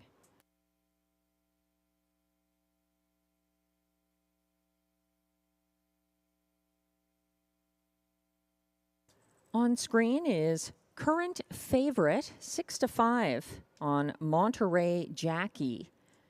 And she's been steppy gated in the post parade, so I would make note of that fact. She has a lot going for her, though, the Mandy Archer trainee, making a quick turnaround. She was a beaten 4-5 favorite here Thursday, who stepped out first over from 4th at the half. She matched strides with leader Senorita I Am around the first turn and was edged out late. She's got some class relief here. 6-5 on number 5, Monterey Jackie.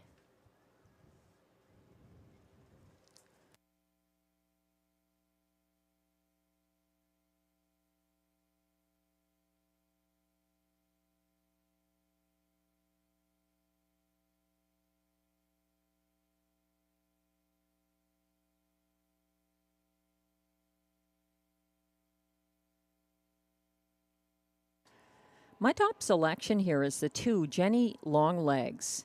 Yes, she is a 2-year-old filly, but she's stepping down from the Prospect Series of the Ontario Sire Stakes, and she began her career with 3 straight Rideau Carleton victories for trainer-driver Guy Gagnon.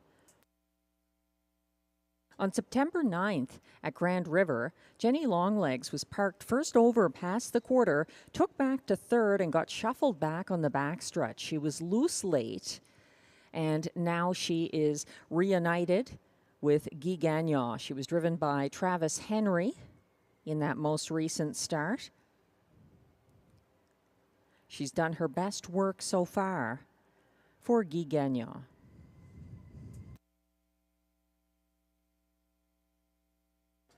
Classic Jim moving to the second tier for the first time is interesting. He's 3-1 at the moment. He was second over from last at the half here on September 19th and 3 wide for the stretch drive. He held off the favorite by a diminishing length at Hippodrome 3R last Sunday, getting the win over Hands Off, Nose In. The driver on that occasion was Stéphane Brosseau, who isn't with us tonight, feeling under the weather, so he's not driving. So Stéphane Bargier picks up the catch drive on Classic Jim. The starter has called the field for race 3. This is your last chance to play the pick 3 kicking off here.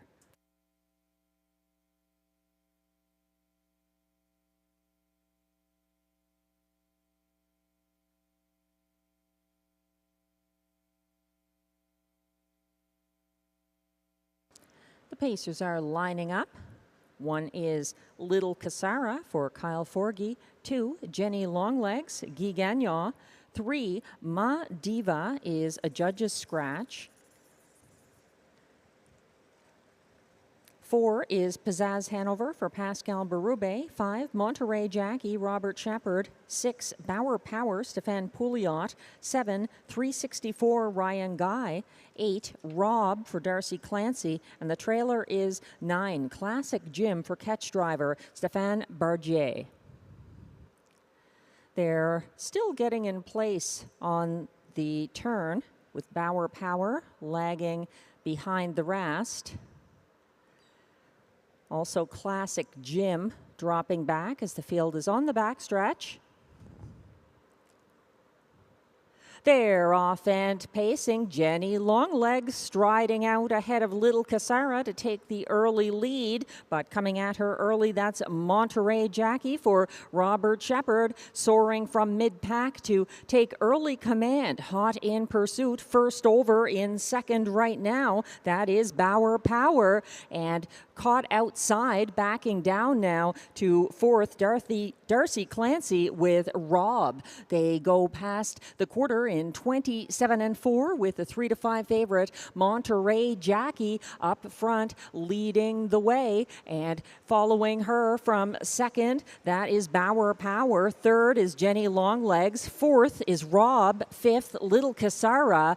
Moving now first over into sixth, Classic Jim is getting involved. Caught in near the back, Pizzazz Hanover sits second last, and trailing this field to the halfway point is 364. They head past the half in 57-3, a 29-4 second panel for Monterey Jackie, keeping a length and a half ahead of Bauer Power. Here comes first over movement. It's challenger Little Casara and Kyle Forgy forging on to come first over into second outside of Monterey Jackie. Shuffled back in third on the inside is Bauer Power. Second over fourth, Classic Jim. Jenny Longlegs is fifth along the cones as they went by three quarters, 126-2. There's 3 in, 3 out on the front end as they turn 4 home. Trying to get it done on the front end, Monterey Jackie facing some late pressure from Bauer Power from the pocket. But it's going to be Monterey Jackie opening up and looking strong for Robert Shepard, finishing second, Bauer Power. Third appeared to be Jenny Longlegs ahead of Pizzazz Hanover in 155-3.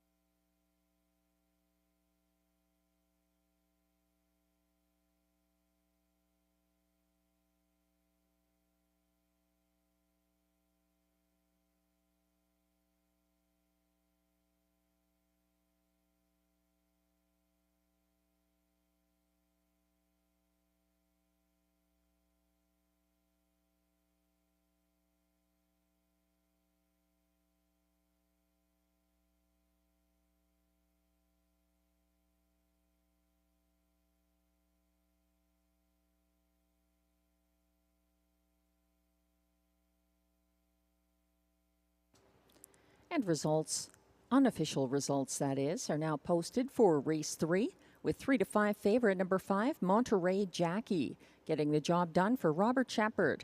Second was 6, Bauer Power. Third was 2, Jenny Longlegs. And fourth was the 4, Pizzazz Hanover. Hold all tickets. Results are still unofficial.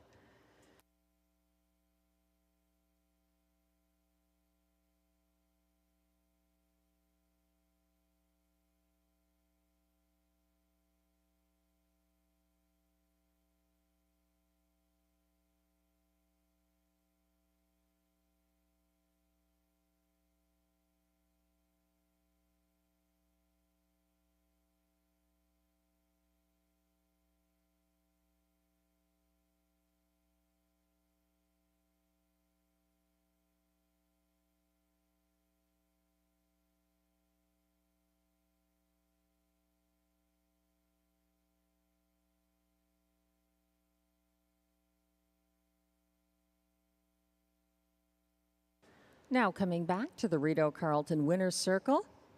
Unofficial Race 3 winner, number 5, Monterey Jackie, a 6-year-old black mare by Better Than Cheddar out of Panama Maddie, owned by Jamie Copley and Kimberly Eden with Peter Kirscher of Ontario.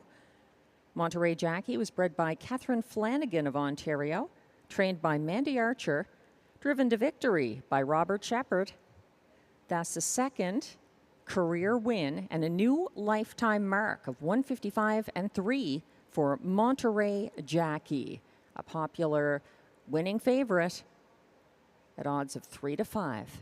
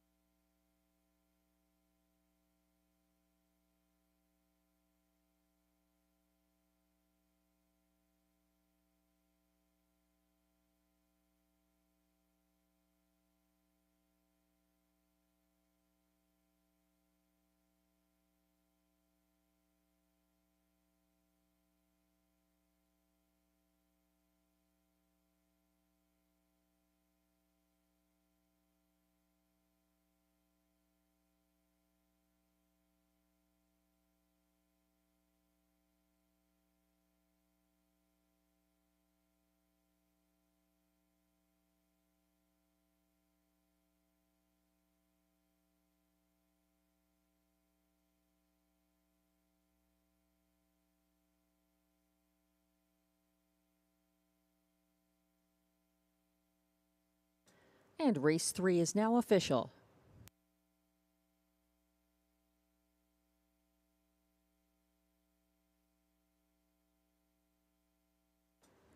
Prices are posted. Winner number 5 Monterey Jackie pays $3.30 to win.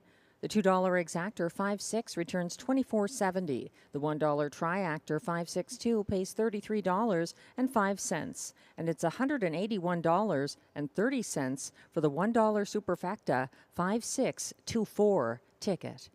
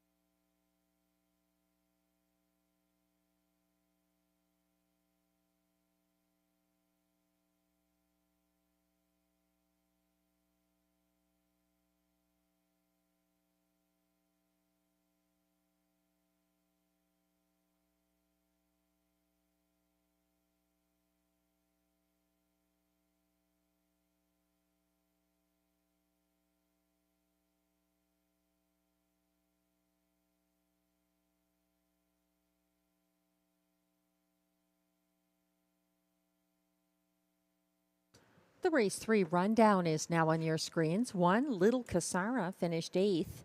2, Jenny Longlegs was 3rd. 3, Madiva was scratched. 4, Pizzazz Hanover was 4th. 5, Monterey Jackie, the race winner for Robert Shepard. 6, Bauer Power was 2nd. 7, 364 finished 7th. 8, Rob was 5th in a dead heat with 9, Classic Jim, also 5th in that dead heat. From the top down, your program should read 8-3, scratch 4, 1-2, 7, 5 dead heat, 5 dead heat. The fractions were 27-4 to the opening quarter, 57-3 at the half, 126-2 at 3/4, 155-3, a new lifetime mark for Monterey Jackie.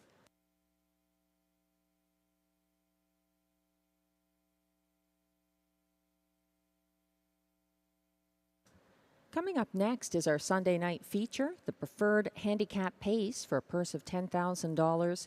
It's a field of 5, and the light speed is surprisingly, or he wasn't the favorite. It was surprising that he was not the favorite. Now he's dropped. He's 3-5 from post 4. The light speed beaten by a head by Early Action in the most recent edition of the Preferred Handicap Pace last Sunday. Early Action has post 5 here. He got that win over the light speed for seasonal victory number 5. It's going to be a tough matchup here, I think, between those two. But the other ingredient who makes it interesting is 3, Light the Torch. September 15th was his last start in the Rideau Preferred Handicap for Marc-Andre Simino and the returning Pascal Berube. And he's my top pick here, Light the Torch. I'll tell you why in a moment. Glenn Pearson, meanwhile, going to the light speed on top. He's putting Early Action second, who I'm using in the show spot. In Glenn's ticket, he has Revolt from the rail for show, and he completes the superfecta with number 3, Light the Torch. I am going with Light the Torch on top of the light speed with Early Action in the show spot, and then Flash Cube, the stablemate of the light speed, finishing 4th in my superfecta. There's Exactor, Triactor, superfecta, and also middle pick for wagering available here on race 4. And the post parade will be on track momentarily.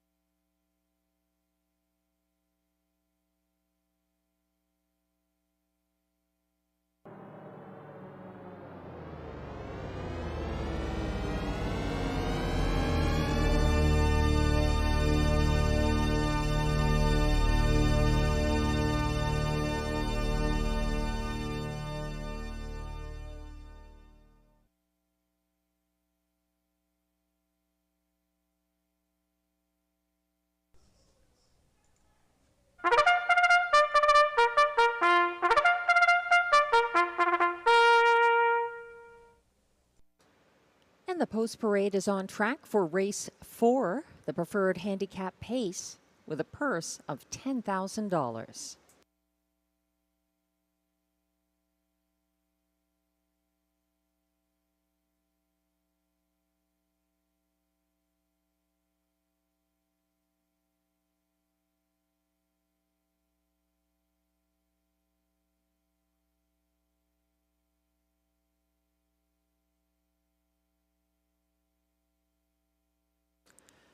One is Revolt, owned and trained by Cassandra Lacourte, driven by Robert Shepard. 2 is Flash Cube, owned by Yvon Mondu, trained by Guy Gagnon, driven by Marie-Claude Auger.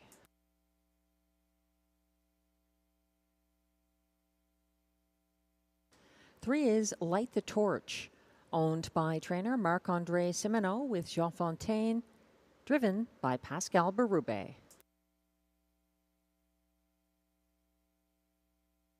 4 is current 4-5 favorite The Lightspeed, owned by Michel Nollet, trained and driven by Guy Gagnon.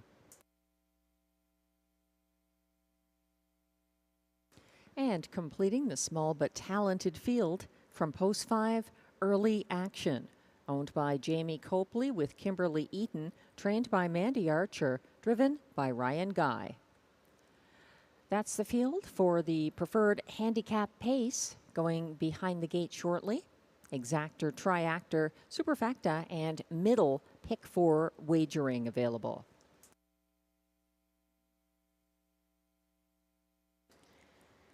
We're taking a closer look here at 3-5. Make that 4-5 favorite. Number 4, The Lightspeed. He trailed to the final turn in last Sunday's Rideau Preferred Handicap. Then he closed widest of all down the stretch. He was a beaten 4-5 favorite, coming home in the field and cards co-fastest closing quarter of 27-4. He missed by a diminishing head. Early Action got that win, and he's the 5 here, 2-1 at the moment. Early Action overtook First Over Day Delight on the final turn and passed pace setter I Am a Rocket in the stretch. Early Action held off The Lightspeed, but he needed the wire in that victory for Ryan Guy, a 1:52.2 winning mile by Early Action. I'm looking inside of them to the 3, Light the Torch, 4-1 at the moment, who got away last here, September 15th at this level. He was second over in front of the grandstand following the cover of Early Action. He lost momentum going wide at the top of the stretch. Last year at this time, Light the Torch was getting very good. He was undefeated from October 15th to December 17th here and at Hippodrome 3R. Light the Torch also looks like Pascal Berube's possible choice over Revolt.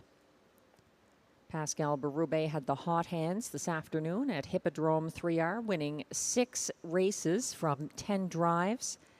The only driver this meet to achieve that at the Trois Rivières track.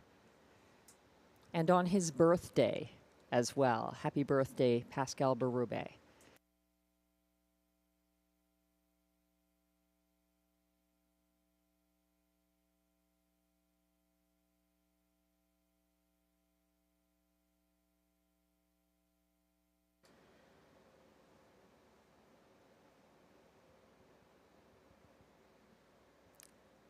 It's rare that the Lightspeed is coming into a race after 2 consecutive losses, but that is the case here. There were very narrow losses on both occasions. As mentioned, last Sunday he was edged out. He was a beaten 4-5 favorite behind Early Action. And then September 8th, in his previous start, it was an invitational for Quebec breds at Hippodrome 3R. He was on the front end and got picked off late by Light the Torch, who won by a nose in 1:56.2 that day on the half-mile track.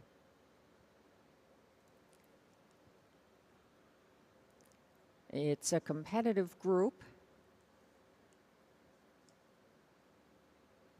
And they will be lining up shortly. There is a pick 4 kicking off here in race 4. Just looking ahead to race 6, make sure you've got the changes. The 7, Dominion, being driven by Stéphane Barget, and the 4, Napoleon Hill, adding a Pelling Pacifier. Also, Synergy S, the 1, is scratched in race 6, part of this pick 4 sequence, which begins in race 4. The starter has called the preferred pacers. This is your final chance to play the middle pick 4.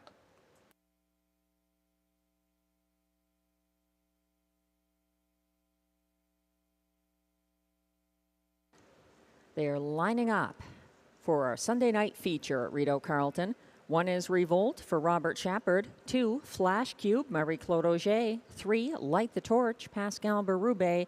4, The Light Speed, Guy Gagnon. And on the outside is 5, Early Action for Ryan Guy. On the turn, the last to get in line is Revolt on the inside. Now they're on the backstretch.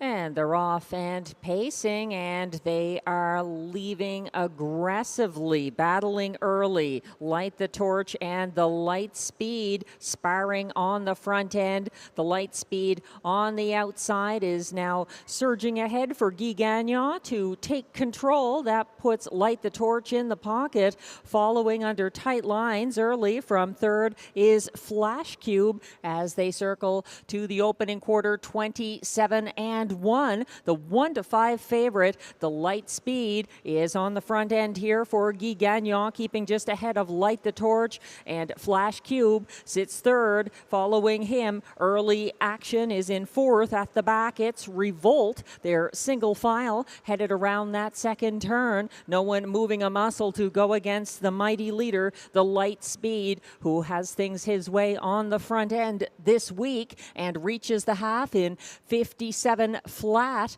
Following from the pocket, Light the Torch. Third is Flash Cube. Following him in fourth, Early Action, who now steps out to make a first over move from fourth. At the back is still Revolt. Advancing along the backstretch, Early Action is up into second, outside of the Light Speed. Caught in third, that is Light the Torch. Second over from fourth and gaining Revolt. Shuffled to the back of this field is Flash Cube. 3/4 reached in 1:25 flat and still leading the way. The Light Speed under pressure now from Early Action on the outside and making a break. Early Action with the stutter step there, and the Light Speed is coming to the wire up the inside. Light the Torch is coming on. Light the Torch versus the Light Speed. Too close to call. Revolt in the show spot.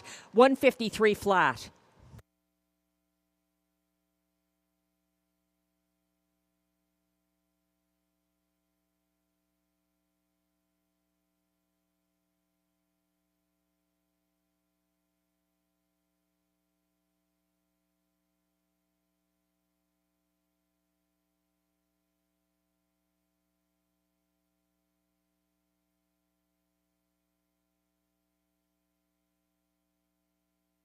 The AGCO judges have just informed me that there will be an inquiry posted concerning the break in the stretch by number 5, Early Action. Quite the stretch drive with the Light Speed battling Light the Torch to the wire, and Revolt coming on late behind that top pair.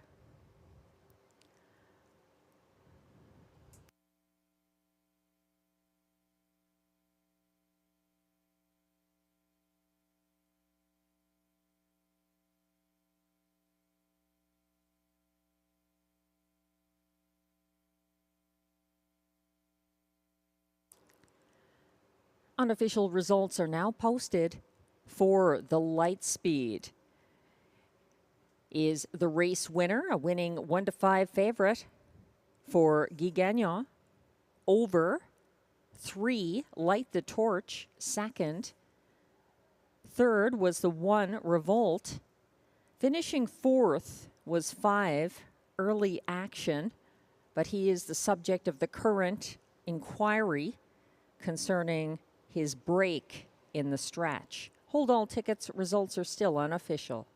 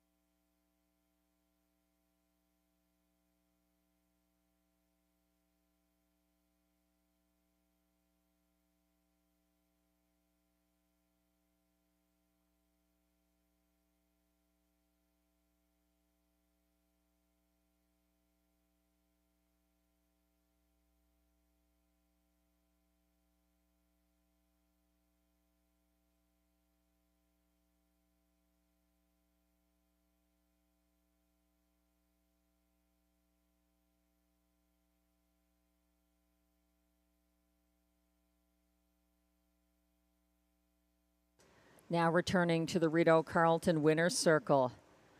Unofficial race 4 winner, number 4, the Lightspeed, a 6-year-old bay gelding by Moonbeam out of Jama, owned by Michel Nollet of Princeville, Quebec, also his breeder. Trained and driven by Guy Gagnon, a 153 flat winner, win number 12 in start number 25 this year. The Lightspeed.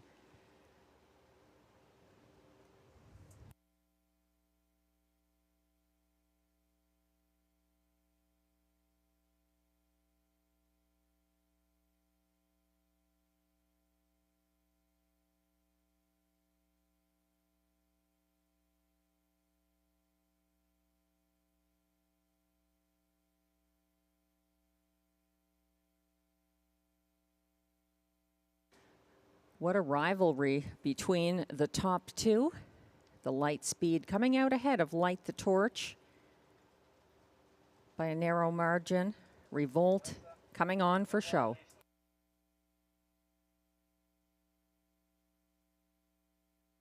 The AGCO judges have just informed me there was no violation of the braking rules by 5, Early Action, who finished 4th, and he will stay up in 4th. No change to the order of finish.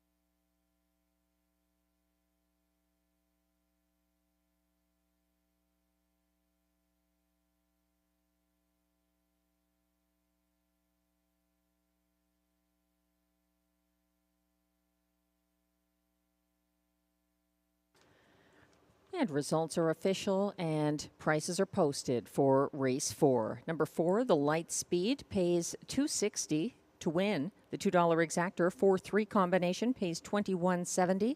The $1 triactor 431 returns $55.45. The $1 superfecta 4315 pays $64.85.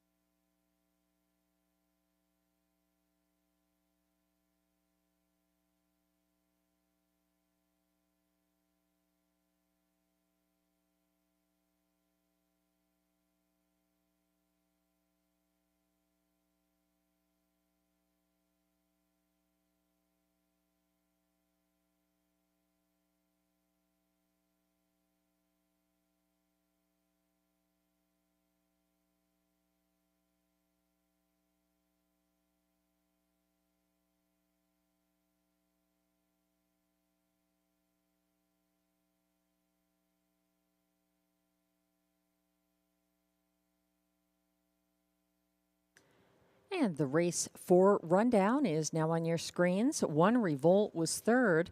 2, Flash Cube, 5th. 3, Light the Torch, 2nd. 1 to 5 favorite number 4, the Light Speed, the race winner for Guy Gagnon. And finishing 4th was number 5, Early Action. From the top down, your program should read 3-5-2-1-4. The fractions were 27 and 1 to the quarter, 57 flat to the half, 125 flat at 3/4, 153 flat the winning mile for the Light Speed. Did you know there are over 80 horses that are cared for and trained here at the Rideau Carleton backstretch?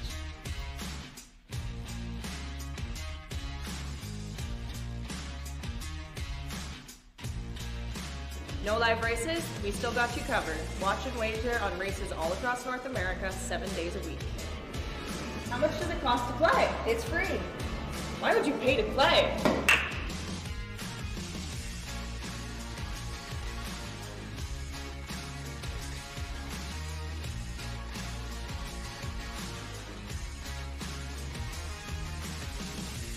Enjoy all your favorite comfort foods without missing a race. Open 7 days a week. Horse racing at Rideau Carleton. So much more than live. Race 5 is coming up with Exactor, Triactor, Pick 3, and Superfecta wagering. And track handicapper selections are posted. Glenn Pearson and myself seeing it a little bit differently here. Glenn is going with 5, Irresistible from the Mandy Archer barn and driver Robert Shepard. I'm using him, but for 4th. On top, I like the 6, Betts Beach for Yves Tessier and Pascal Berube, already a 7-time winner this season and taking his lifetime mark of 153 and 2 right here at Rideau Carleton back on August 22nd. He actually took it the first time on August 15th. He equaled it a week later on the 22nd. So Betts Beach is my top selection. In the place spot, both Glenn and I looking to the 3, Conquest Sealster for trainer-driver Guy Gagnon, coming in off a September 19th front-end victory. For show, Glenn is using the 6, Betts Beach, with the 4, Geisha's Treasure to complete his superfecta. I like the 2, Granny's Watching, dropping in from Woodbine Mohawk Park for trainer Kevin Ben and driver Ryan Guy. This is her Rideau debut. She's my show horse here. And I'm using Irresistible in 4th. The early money certainly supports Glenn's top choice. Irresistible from Post 5, a 3-time winner this season, who was 3rd by a widening margin last Sunday, having to deal with Carson Star Choice and Acapulco Sunburn, who were not in this field. So some class relief for Irresistible. 1 to 2 at the moment.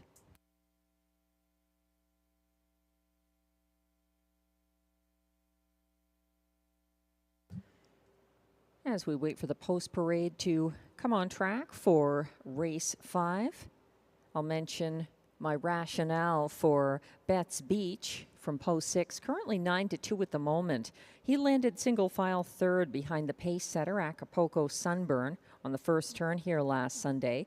He was covered up by the first over Irresistible on the backstretch and then lost ground in the stretch. So not an ideal trip. And he has a strong record at this track this season.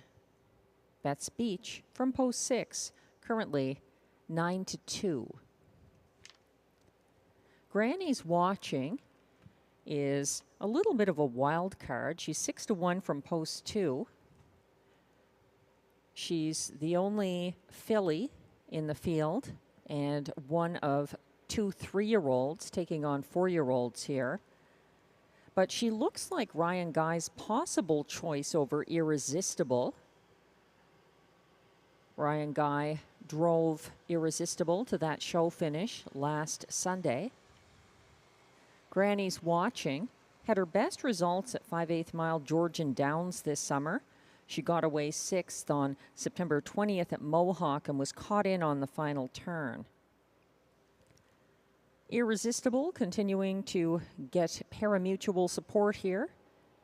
He followed Acapulco Sunburn from single file 5th on Sunday, had a first over move on the second turn, gained ground with urging on the backstretch, and then lost ground late after a tiring trip.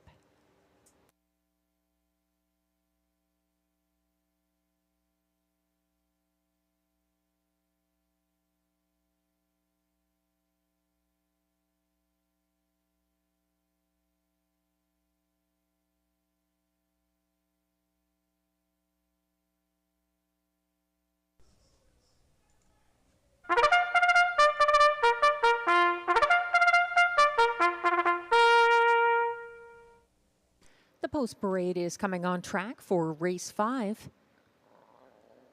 These pacers are non-winners of $30,000 lifetime with allowances for fillies and mares. Also eligible, $20,000 claimers for non-winners of $65,000 lifetime. The purse, $7,000.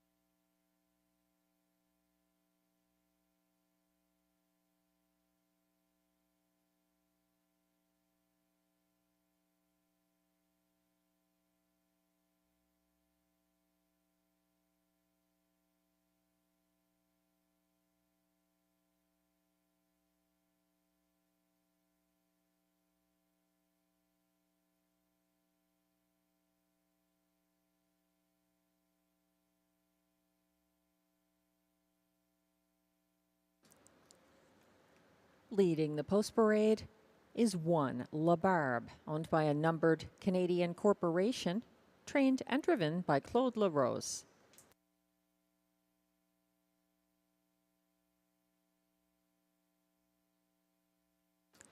Two is Granny's Watching, owned by trainer Kevin Ben with Zachary Mills, Dennis Chadwick, and Paul Rachot.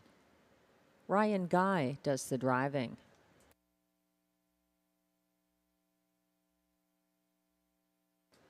Three is Conquest Sealster, owned by Kathleen Pelletier, trained and driven by Guy Gagnon.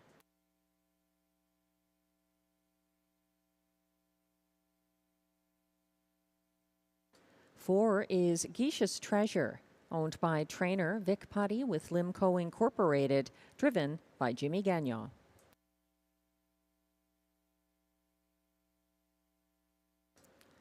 Five is current 3 to 5 favorite Irresistible, owned by Jamie Copley with Darren Tingley, trained by Mandy Archer, driven by Robert Shepard.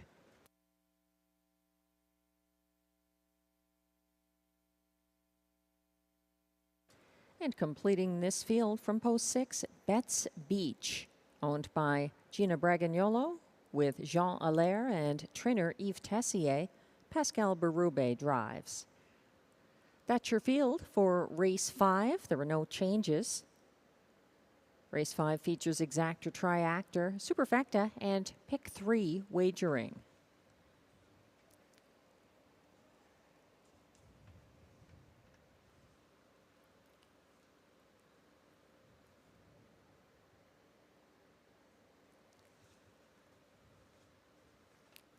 We're taking a closer look at Irresistible, the consistent favorite, currently at odds of 3 to 5. He's back in line to Robert Shepard for the first time since August 15th. On that occasion, he was first over and battling and ended up second by a nose to none other than Betts Beach, who was the winner on that occasion in a lifetime best, 153-2. So they're renewing their rivalry. 6 Betts Beach at 7-2 right now on the outside. They are both getting some class relief. They do not have to contend with Carson Star Choice and Acapulco Sunburn.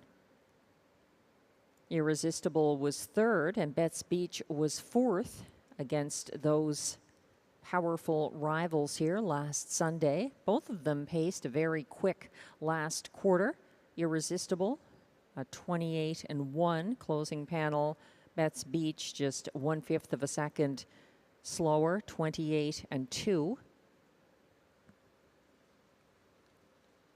Glenn Pearson going with the popular choice of Irresistible for Mandy Archer and Robert Shepard here.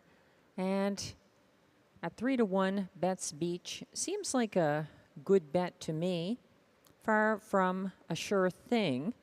He's winless since August 22nd. But that's the condition of the race as well. There's an earning limit here, so we'll see how they sort it out tonight.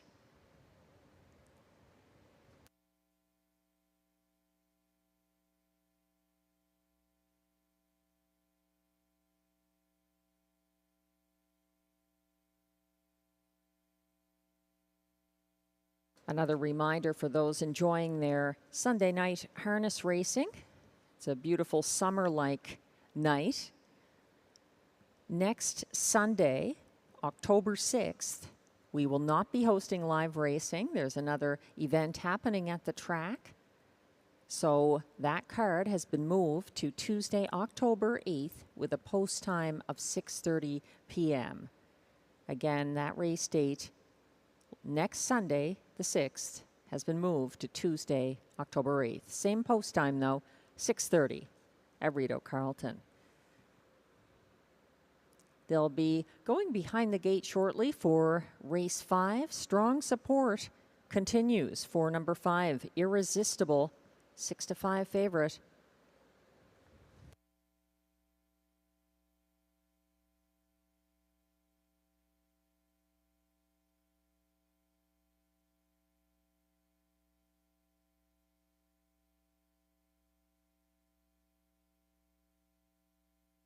The starter has called the field for race 5. And the pacers are lining up. 1 is La Barbe for Claude LaRose. 2, Granny's Watching, Ryan Guy. 3, Conquest Sealster, Guy Gagnon. 4, Geisha's Treasure, Jimmy Gagnon. 5, Irresistible, Robert Shepard. And 6, Betts Beach for Pascal Berube on the outside. They're on the turn, lining up. The first 2 with their noses on the gate, Geisha's Treasure and Irresistible. The rest are gradually falling in line. They're on the backstretch.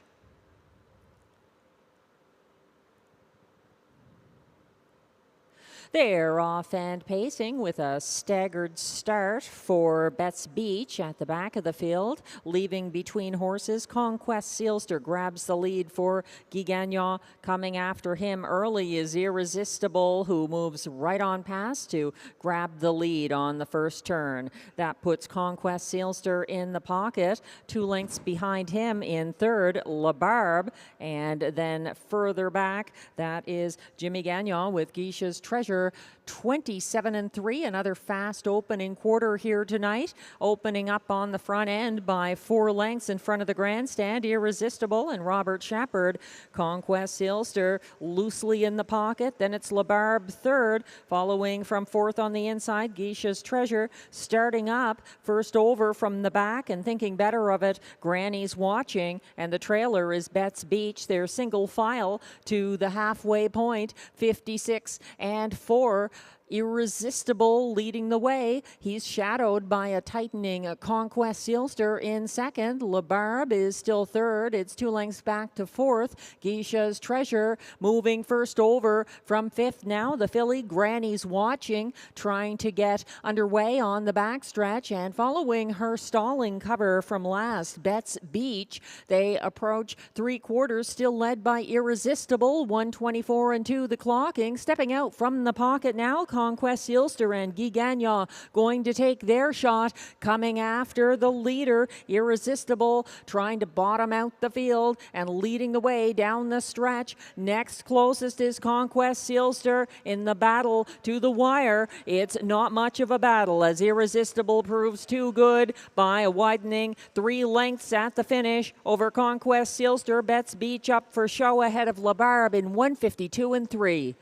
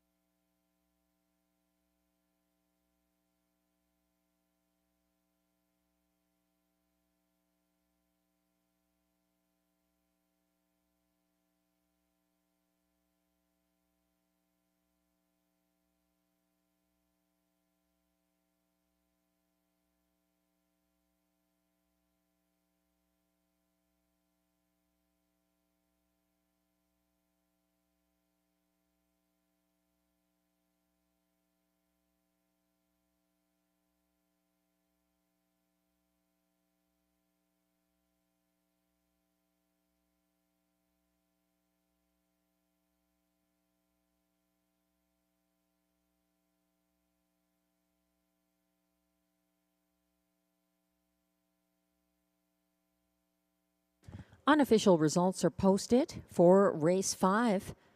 2 to 5 favorite, number 5, Irresistible, the race winner for Robert Shepard. Over 3, Conquest Sealster, second. 6, Betts Beach, closed for show, ahead of number 1, LaBarbe, who was fourth. Hold all tickets, results remain unofficial.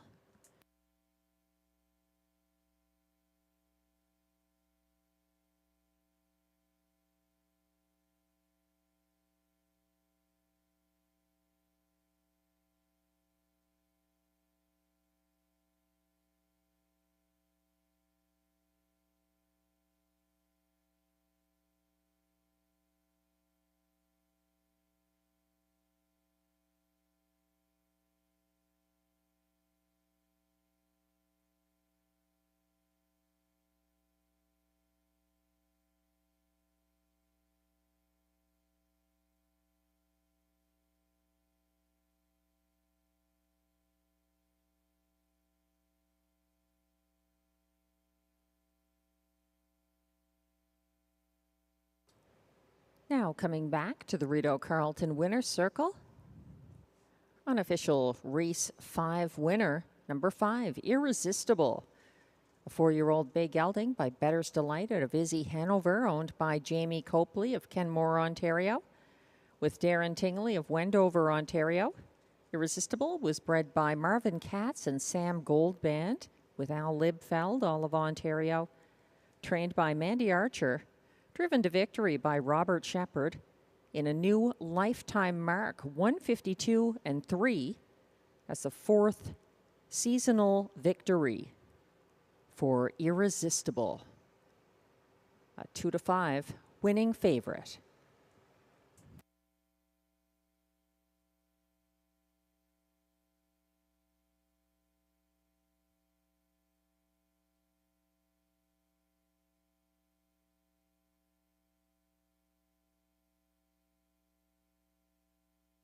And results are now official for race 5.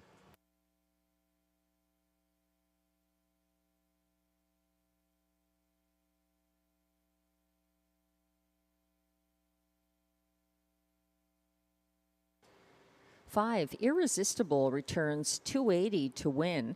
The $2 exactor, 5-3, pays $7.90. The $1 triactor we'll get back to. The $1 pick 4 or 4 of 4 pays just $9.85, thanks to the favorites doing well. The $1 pick 3, 3 of 3, 4:30.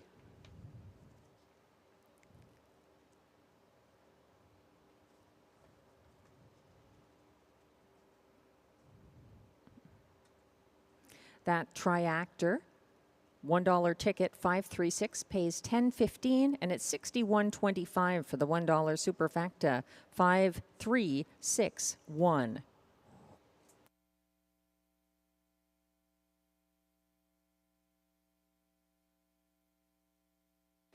The winning pick 4, consisting of 3, 5, 4, 5 combination.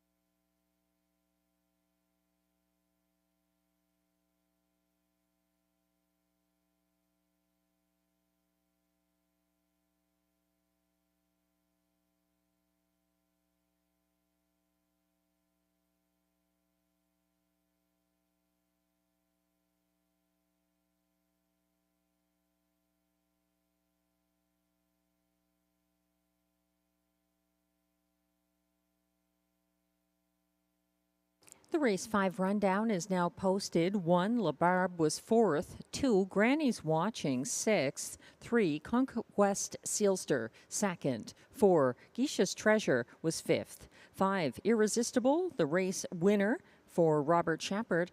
And 6, Bet's Beach, closed for show. From the top down, your program should read 462-513. The fractions were 27 and 3 at the opening quarter, 56 and 4 at the half, 124 and 2 at 3/4, 152 and 3 the winning mile, and a new lifetime mark for Irresistible.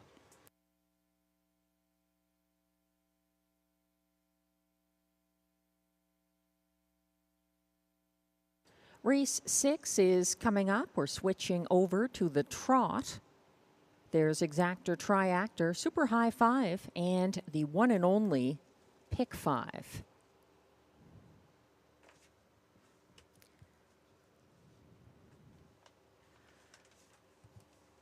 There are some changes in race 6 worth repeating. The 1, Synergy S, is a transportation scratch. There's an equipment change on 4, Napoleon Hill, who adds a Pelling pacifier. And there's a driver change on 7, Dominion. No Stéphane Brosseau tonight, so Stéphane Barget gets the catch drive on 7, Dominion.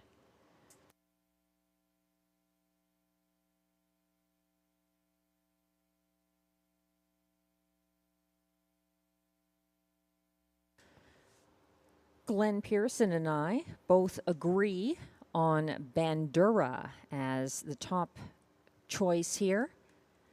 He's 1-9 at the moment and very hard not to like, coming in off of yet another strong win at Rideau Carleton.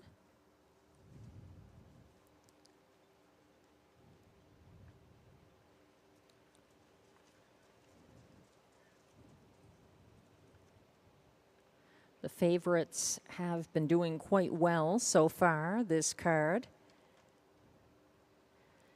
Bandura looks to keep that pattern going here for Guy Gagnon.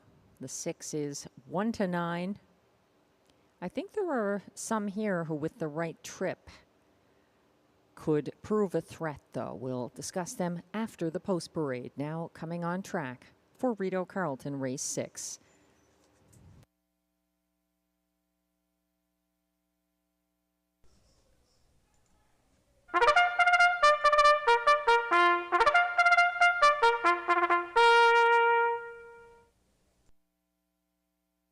The Race 6 trotters are on track for the post parade.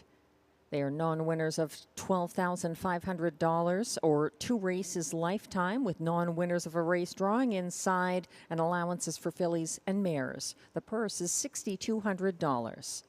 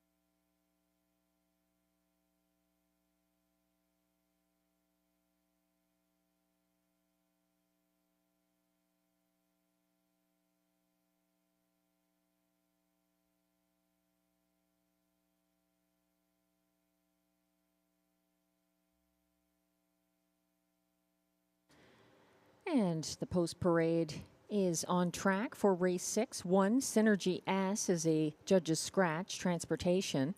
2 is Stormont Friendly, owned by Eric Baker, trained and driven by Ryan Guy.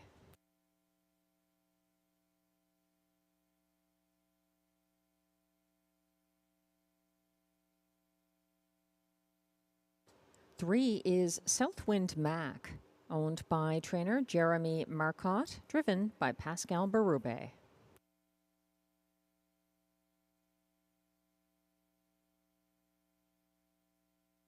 Four is Napoleon Hill, owned by Joan Castle, trained by Macy Castle Smythe, driven by Kyle Forgy.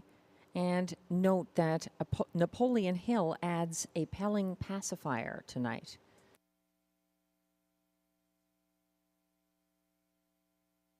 Five is Bubble Slide, owned and trained by Andrew Moore, driven by Jimmy Gagnon.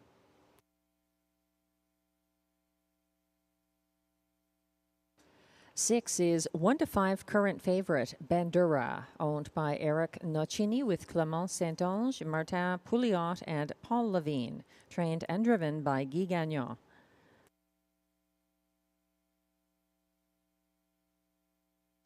Seven is Dominion, owned by Investissement KFB with trainer Carl Duguay. Note the driver change from Stéphane Brosseau to Stéphane Bargier.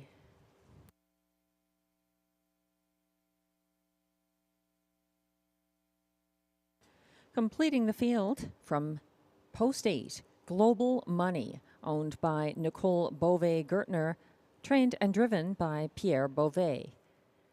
That's your field for race 6, scratched down to a field of 7 trotters, exactor, triactor, super high 5, and pick 5 wagering available.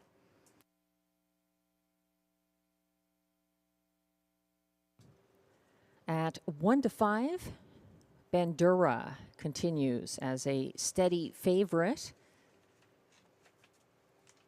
He pocketed up behind leader Southwind Mac here last Sunday and tipped first over on the backstretch. He cleared past 3/4 and won going away, equaling his 2 minute and 1/5 lifetime mark. Bandura, The closest to consistent in this field with 3 wins so far this year.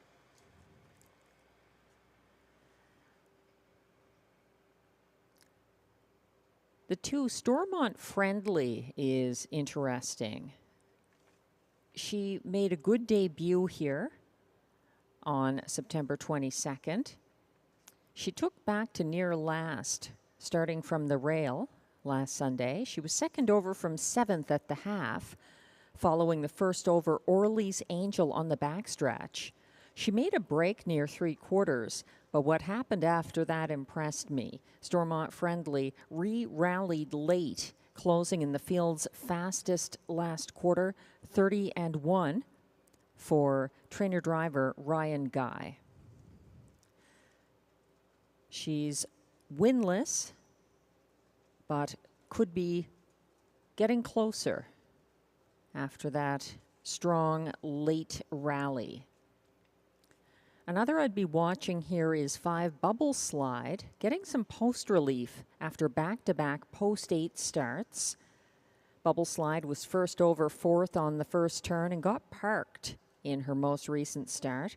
She found space along the pylons before the second turn, but was out-sprinted in the stretch by Stormont Friendly. So Bubble Slide finishing 5th from post 8 last Sunday and getting a much better draw this week. She also has 2 wins this season at Rideau Carleton. Number 7, Dominion, 8-1 at the moment, faced interference from a breaker, Wildfire Blue Chip here September 15th. Stéphane Brosseau was the originally listed driver. He is off his drives tonight, not feeling well. So Stéphane Barget gets the catch drive. Dominion has shown himself to be a strong closer in his previous Rideau starts.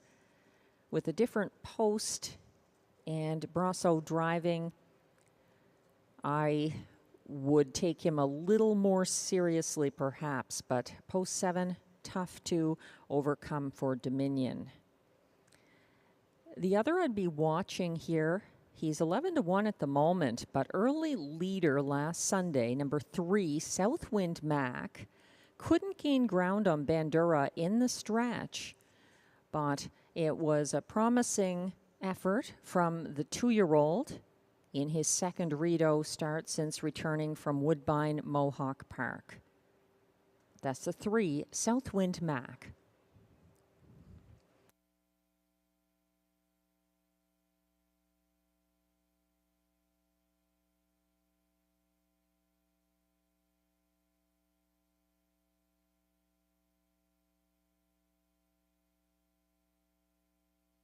They'll be lining up momentarily. This is your last chance to play the Pick 5 tonight at Rideau Carleton.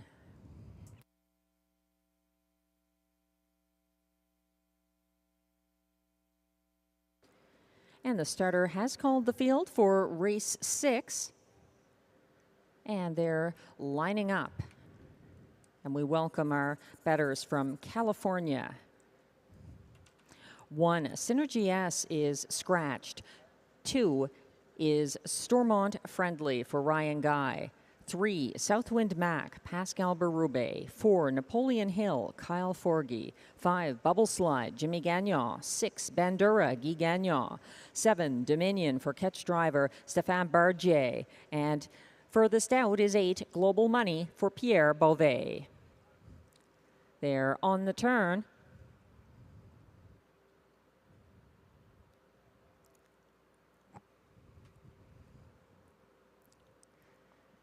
Headed on to the backstretch.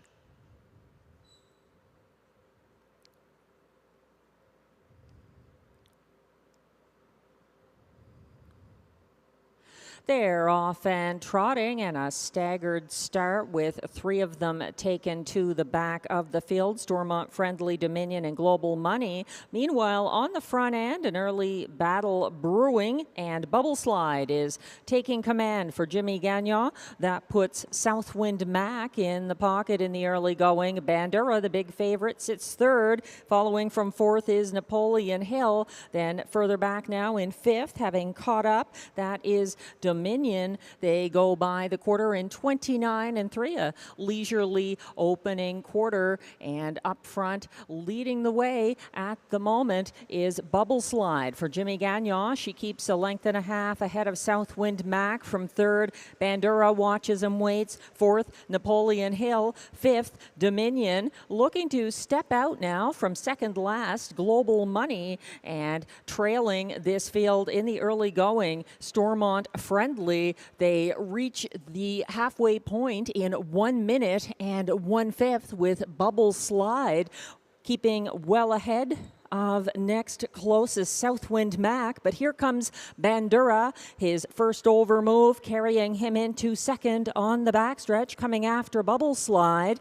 Gapping cover second over from fourth is Napoleon Hill, and moving up the cones inside, reaching up for fifth is Global Money as they reach three quarters, 1:29-3. Bubble Slide rebuffing first over bid from Bandura so far, but for how long? Napoleon Hill is tipping 3 wide, and they're winding up for the stretch drive. Stormont Friendly has turned on her jets, and she's closing very wide as well. Bandura through the center, approaching the wire. Stormont Friendly closing in, and then Napoleon Hill also, but it's going to be Bandura ahead of Napoleon Hill, possibly Southwind Mac for show. 2 minutes and 2/5.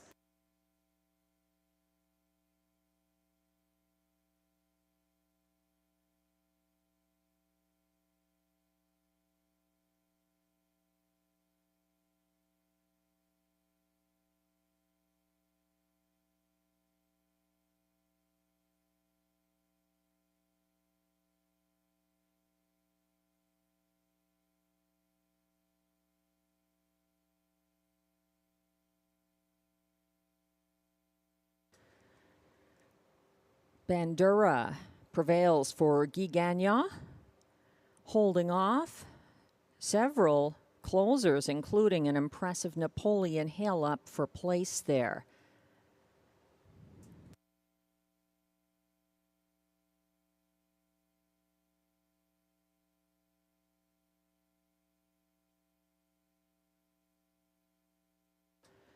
Unofficial race 6 results are now posted. 1-9. Favorite Bandura, the race winner for Guy Gagnon, at 40-1. Napoleon Hill responding perhaps to his Pelling pacifier, gets up for place ahead of 3 Southwind Mac, third, Stormont Friendly, fourth, and Bubble Slide, fifth. Hold all tickets. Results are still unofficial.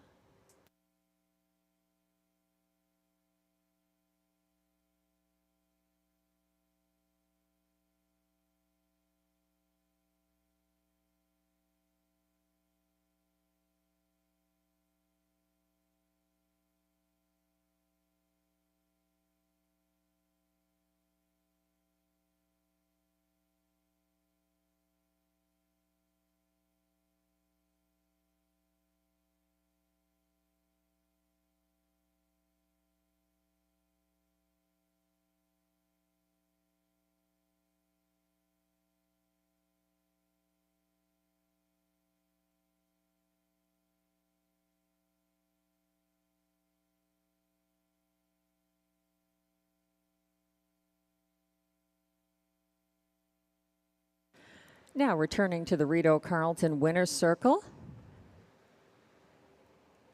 Unofficial race 6 winner, Bandura, a 3-year-old brown gelding by Looks Like a Chippendale out of India, LA, owned by Eric Nocini, Clément Saint-Ange, Martin Pouliot, and Paul Levine of Quebec.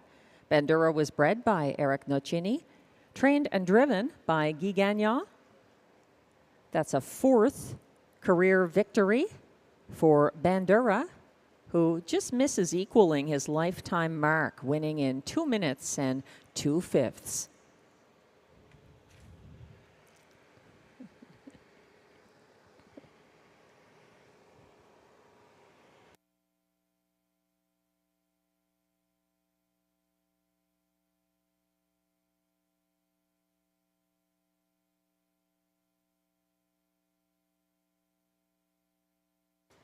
Sam and Sylvie helping out down there.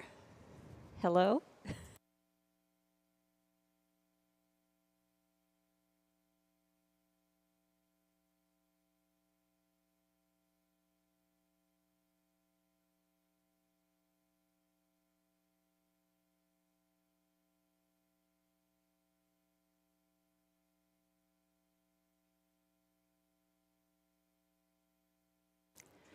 And race 6 is now official.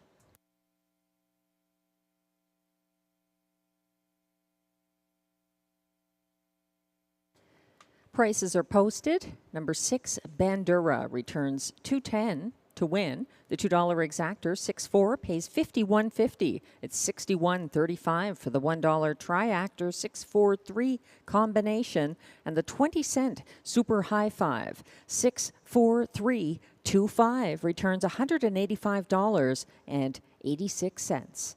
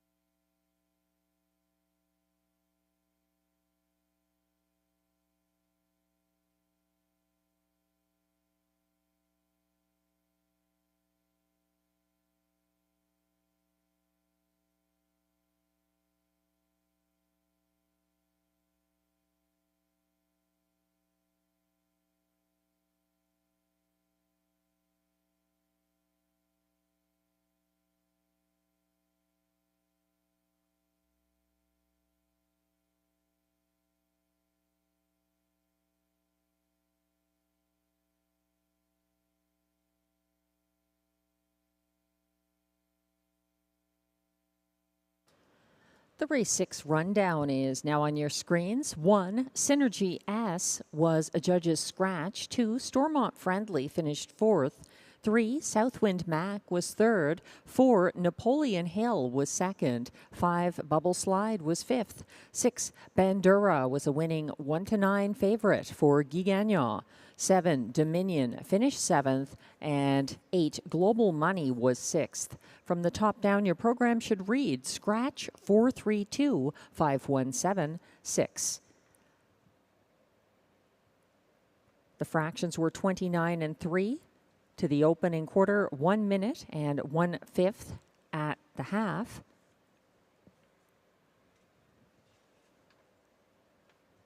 A winning mile of 2 minutes and 2/5 for Bandura.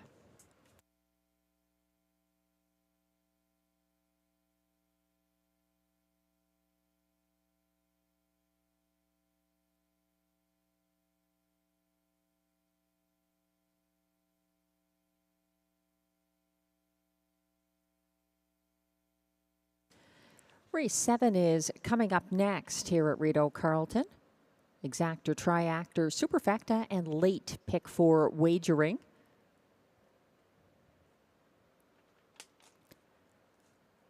The favorite is Mandy Archer Trainee, driven by Guy Gagnon, number 5, Beef and Cheddar, 8-5 at the moment. He's my top pick here as well. He has a lot going his way lately. And 6 wins from 11 starts this season. Glenn Pearson is looking to the 2, currently at odds of 7-2, no time at all for Yves Tessier and Pascal Berube, a 5-time winner this season. In the place spot, Jaden's Magic Steel, the 1, is Glenn's selection, ahead of Beef and Cheddar in the show spot. And the 7, Mockart in Motion, completes his superfecta. I'm using Mockart in Motion second, ahead of the 1, Jaden's Magic Steel, and then putting No Time at All fourth in my ticket.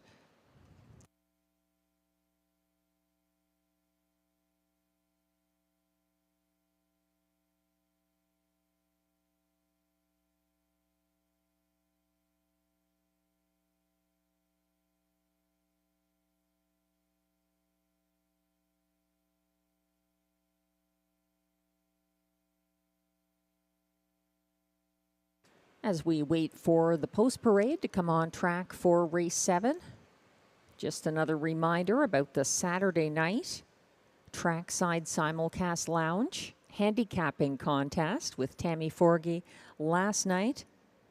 The jackpot was not hit, so that contest every Saturday evening right here on track at Rideau Carleton. It's free to play, but you must be on track for the duration of the contest.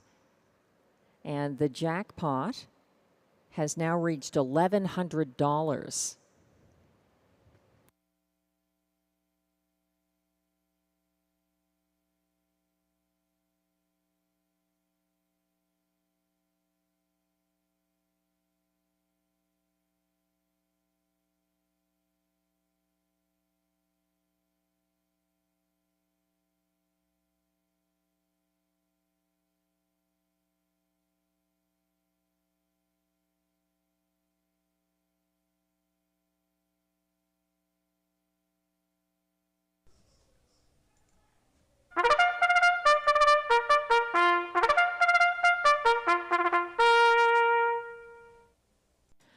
The post parade is now on track for race 7.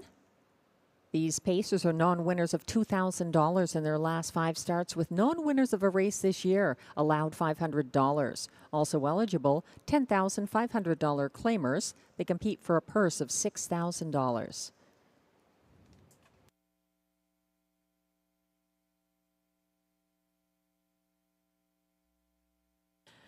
A claim has been entered on number 1, Jaden's Magic Steel.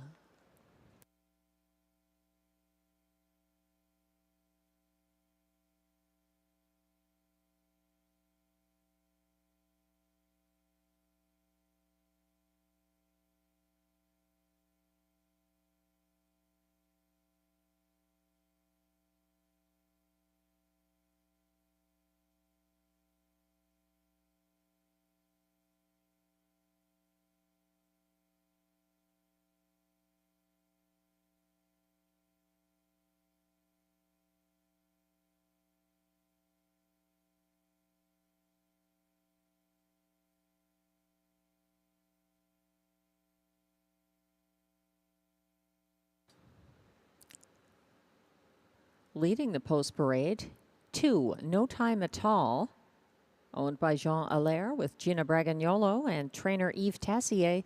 Pascal Berube does the driving.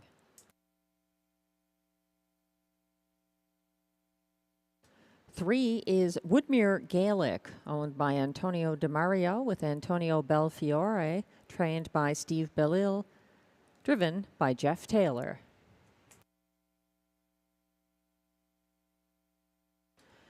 4 is Howie's Man, owned by Scott Miller, trained by Christina Miller, driven by Josh Miller.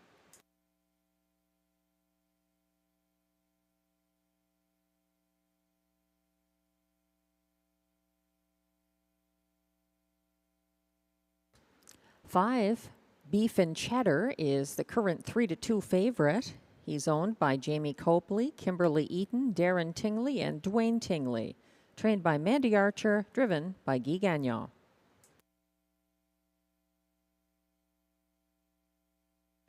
6 is GA Speed Joey, owned by Alain Carrier.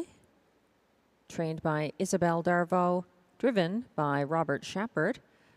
And there is a line to be announced. He was an also eligible for today at Trois Rivières and obviously did not race at Hippodrome 3R. He's racing here tonight, GA Speed Joey.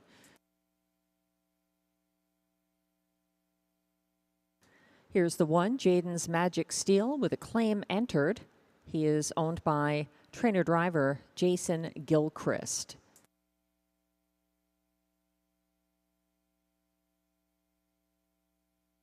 7 is Mockart in Motion, owned and trained by Wayne Catherwood, driven by Marie-Claude Auger.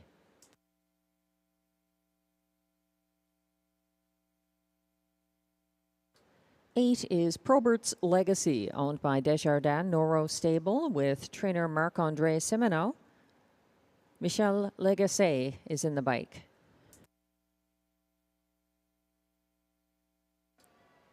And completing the field from trailing post 9, St. Lad's Beat It, owned by Patrick Dillon and Patty Hoskin, with Steve McGill.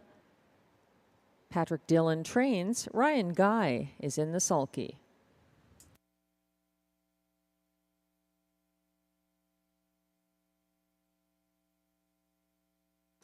That's your field for race 7. No changes. Exactor, Triactor, and Superfecta wagering, and race 7 also kicks off our final pick 4 of the card. Odds on 5, Beef and Cheddar, are now 6-5. He's my best bet on the return to the Frontier. Beef and Cheddar was covered up and shuffled back from 5th on the second turn in his most recent start. He was boxed in on the back stretch, loose at 3/4, forced back to last at the top of the stretch, and gaining ground wide down the stretch in his most recent start. That was for Robert Shepard last Sunday. Now he's reunited with Guy Gagnon, aboard for his latest win, September 15th at Rideau Carleton. Beef and Cheddar, a 6-time winner this season from just 11 starts.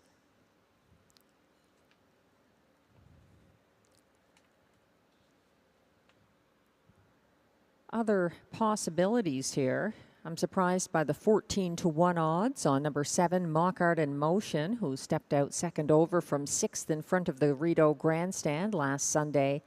He had excess cover from the second turn onward, went 3 wide on the final turn to follow winner Stonebridge Hermes, and held off a late charging Jaden's Magic Steel. Mockart in Motion was second to Stonebridge Hermes that race for Marie-Claude Auger. Back in the bike here for owner-trainer Wayne Catherwood's Mockart in Motion. Lots of cheering trackside. That's always appreciated. Jaden's Magic Steel might be the one who got the cheers. He was charging late in his debut for Jason Gilchrist last start. He was 4th over from last at 3/4 and came home in the field's fastest last quarter of 28-3. Jaden's Magic Steel gets post and class relief, and there is a claim entered on him. He's 4-1 from the rail. Jaden's Magic Steel. Glenn's top selection, the 2, no time at all, 7-2 right now. He got away 7th Sunday. He was a beaten 3-2 favorite that race. The starter has called the race 7 pacers. If you'd like to play the Rideau Pick 4 tonight, this is your last opportunity as this field is now lining up. 1 is Jaden's Magic Steel for Jason Gilchrist. 2, no time at all, Pascal Berube. 3, Woodmere Gaelic, Jeff Taylor. 4, Howie's Man for Josh Miller. 5, Beef and Cheddar, Guy Gagnon. 6, GA Speed Joey, Robert Shepard. 7, Mockart in Motion, Marie-Claude Auger. 8, Probert's Legacy, Michelle Legacy, and the trailer is 9, St. Lad's Beat It for Ryan Guy. They're quickly approaching the backstretch for the start of race 7 and the final pick 4 of the card. They're all in line now. And they're off and pacing, pushing the gate away. Beef and Cheddar surging out for Guy Gagnon, battling back inside Howie's Man and Josh Miller, who opts to take back to the pocket. Moving up now, 2 lengths back in third is Jaden's Magic Steel, caught first over in second. No time at all is fourth actually, and back pedaling and caught on the turn. They reach the half, or the quarter that is, led by Beef and Cheddar, 27-3, the 3-5 favorite, leading the way in front of the grandstand. Here's that first over move into second from Jaden's Magic Steel and Jason Gilchrist, following second over fourth, no time at all on the inside. Third and nowhere to go, Howie's Man. They're on the turn now and circling towards the half, and up front it's a battle between the first over, Jaden's Magic Steel, against Beef and Cheddar on the inside, and they went by the half in 56-2. Jaden's Magic Steel is making his way to the front for Jason Gilchrist, putting Beef and Cheddar second. Caught first over now in third. That's no time at all on the inside. Fourth is Howie's Man as they're on the backstretch approaching three quarters. Second over in fifth now and gaining. That is GA Speed Joey. Caught in sixth along the inside is St. Lad's Beat It, coming fourth over and tipping wide from the back of the field. Mockart in Motion. They went by three quarters in 1:23 and 3, and Jaden's Magic Steel is going away on the front end. Next closest is Beef and Cheddar, and that looks like Jaden's Magic Steel, a very confident winner now over no time at all. And for show, it's between GA Speed Joey and Mockart in Motion, 152 and 3.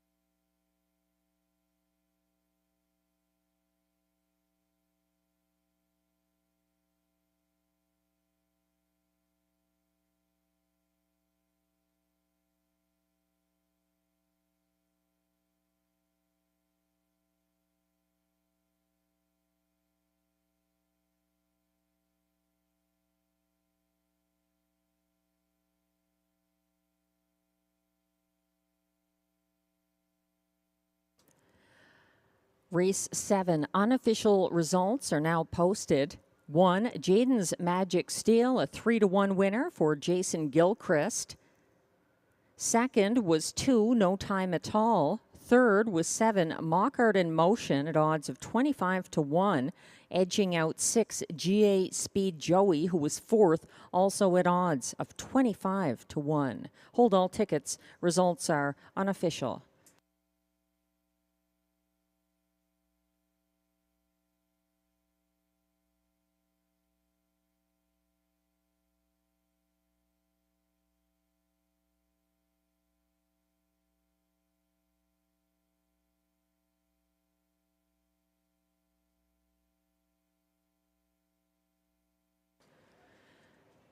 Now coming back to the Rideau Carleton Winners Circle, unofficial race 7 winner, number 1, Jaden's Magic Steel.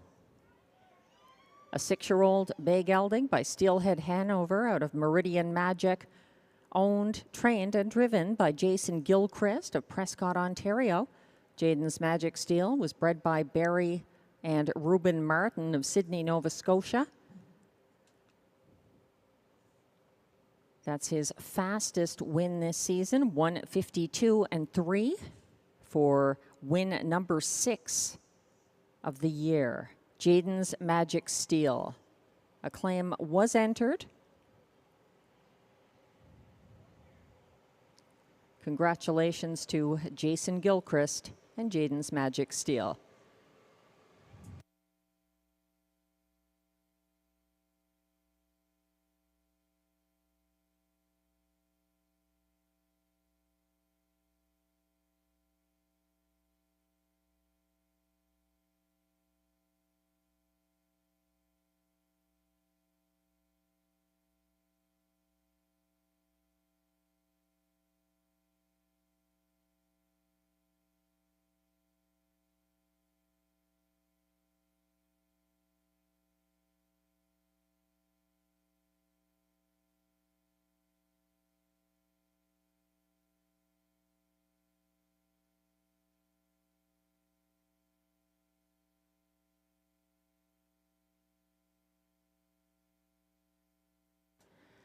Race 7 results are now official.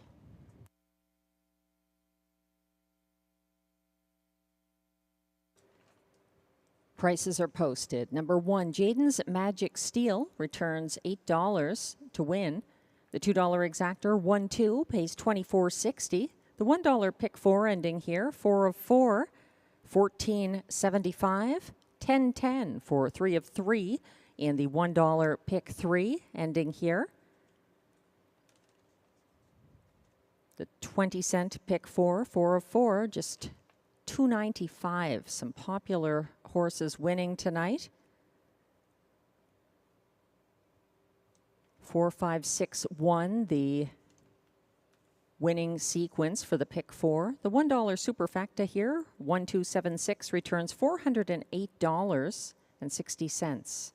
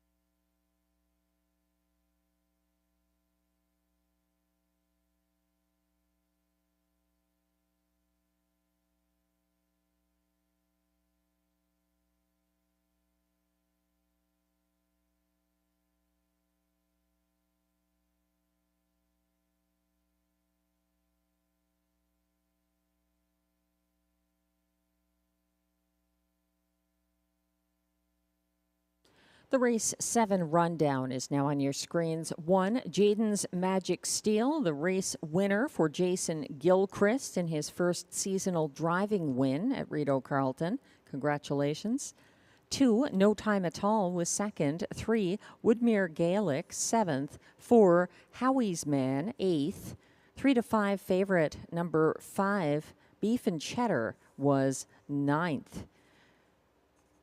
6, GA Speed Joey was 4th. 7, Mockart in Motion, 3rd. 8, Probert's Legacy, 6th. And 9, St. Lad's Beat It, 5th. From the top down, your program should read 127-894-365. The fractions were 27 and 3 to the opening quarter, 56 and 2 at the half, 123 and 3 at 3/4, 152 and 3.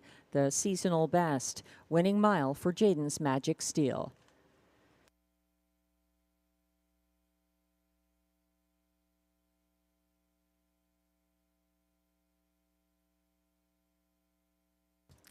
A claim was entered for Jaden's Magic Steel, who now moves to owner Michelle Letarte for trainer Corey Giles for a claiming tag of $10,500.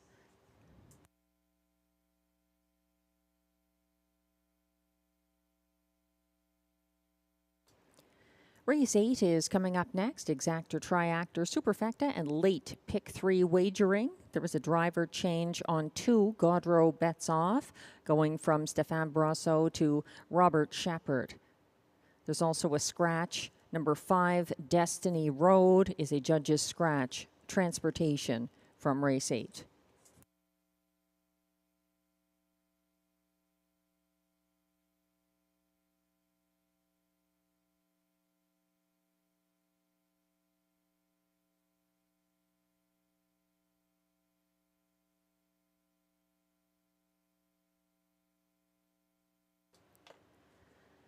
Race 8 selections are now on screen from myself and Glenn Pearson. Glenn is going to the first-time starter, number 4, Scandia Hannibal for Mandy Archer and Guy Gagnon. I'm using him second. I thought Gaudreau bets off. The 2 has been racing quite well, particularly for Stéphane Brosseau. And now the driver change to Robert Shepard, kind of a lateral move on the 4-year-old mare. In second, Glenn likes the 8, Ready for Fun, a maiden winner on September 15th at Rideau Carleton. He's using Gaudreau bets off, the 2 third, ahead of 7, Aria Sealster, back in line to Darcy Clancy, who was in the bike for her maiden win here, September 15th. I see it similarly, those 4 horses, just a slightly different arrangement.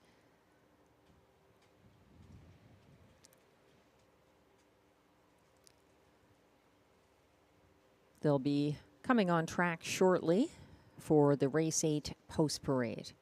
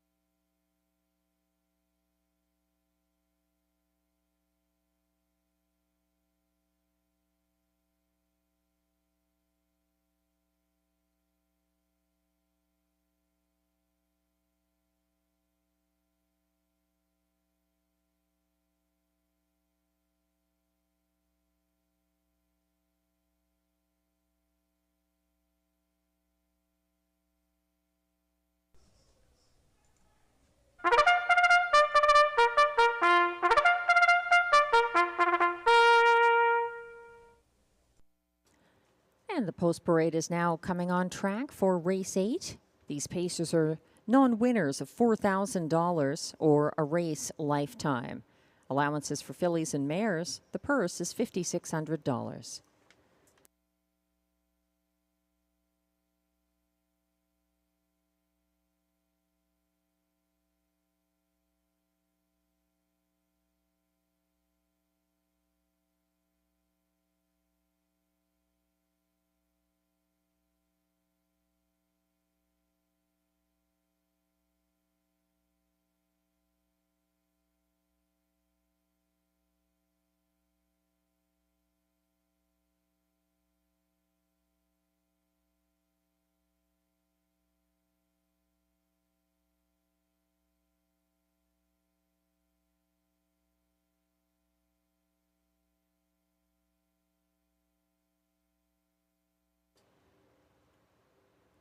Leading the Race 8 Post Parade, number 1, CB Caper, owned by Lloyd Howley, trained by Mike Armstrong, driven by Pascal Berube. It's her first parimutuel start.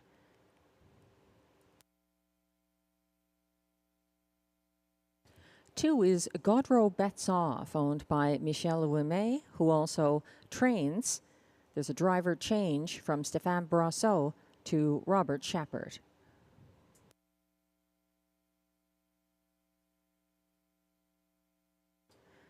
Three is Biscawatch, owned and trained by Katja Leclerc, driven by Stéphane Pouliot.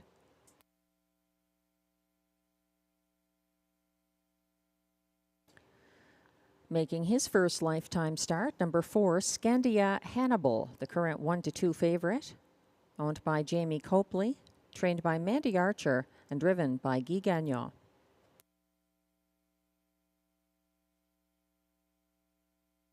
Five, Destiny Road is a judge's scratch, transportation.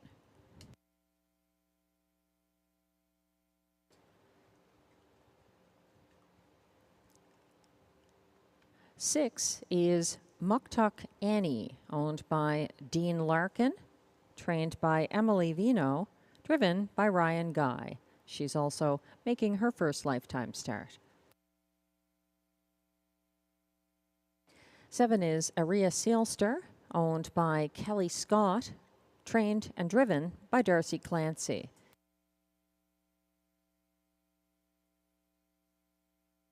Completing this field from post 8, Ready for Fun, owned by Hut Racing Stable, trained by Vic Putty, driven by Jimmy Gagnon. That's your field, scratched down to 7 for race 8, which kicks off our late pick 3. There's also exactor, triactor, and superfecta wagering.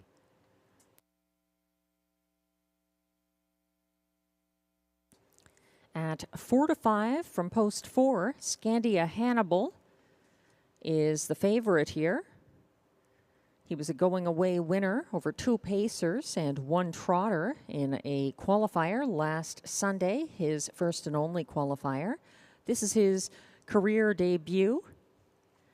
And Scandia Hannibal, Jamie Copley let me know, is a homebred, sort of a sentimental horse with a great story. And he could come out a winner in his first lifetime start.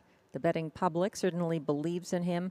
4-5 on this 2-year-old sports writer colt, making his career debut after a very good qualifier, going away in front-end style, September 22nd at Rideau Carleton.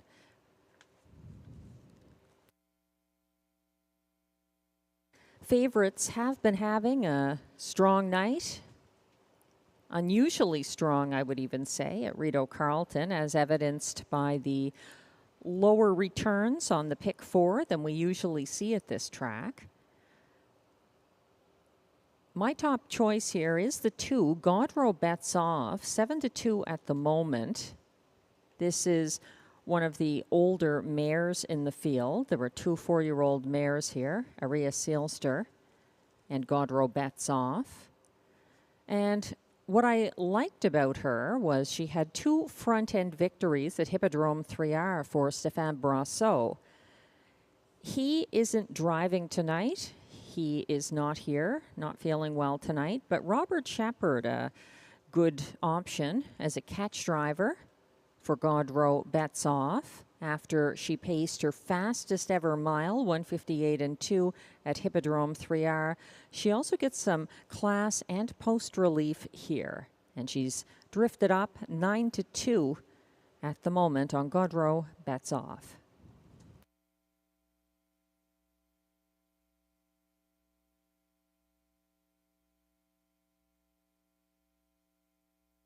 The 7, Aria Sealster, 9-2 at the moment, broke her maiden September 15th for Darcy Clancy. This 4-year-old mare crossed over early, battled back from third at 3/4, but needed the wire at the end of that mile.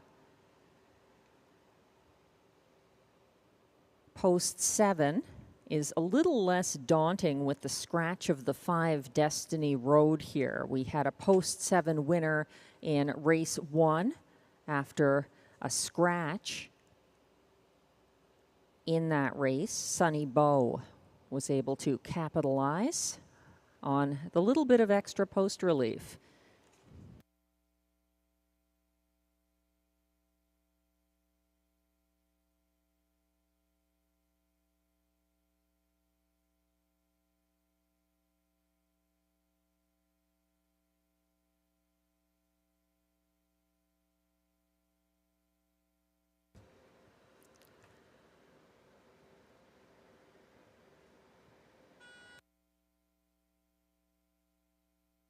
And the starter has called the Pacers for race 8. Last chance tonight to play the pick 3 at Rideau Carleton.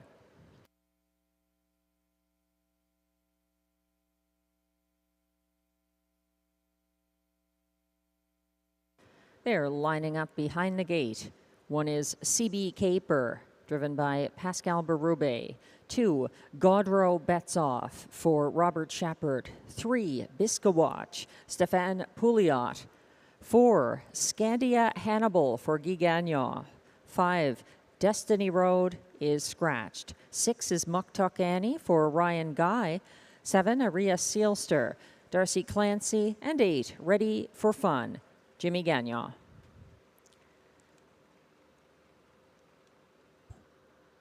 They're lining up on the turn with several pacers needing to do a little more to catch the field, especially CB Caper, who's gapping. The field is headed on to the backstretch for the start of race 8.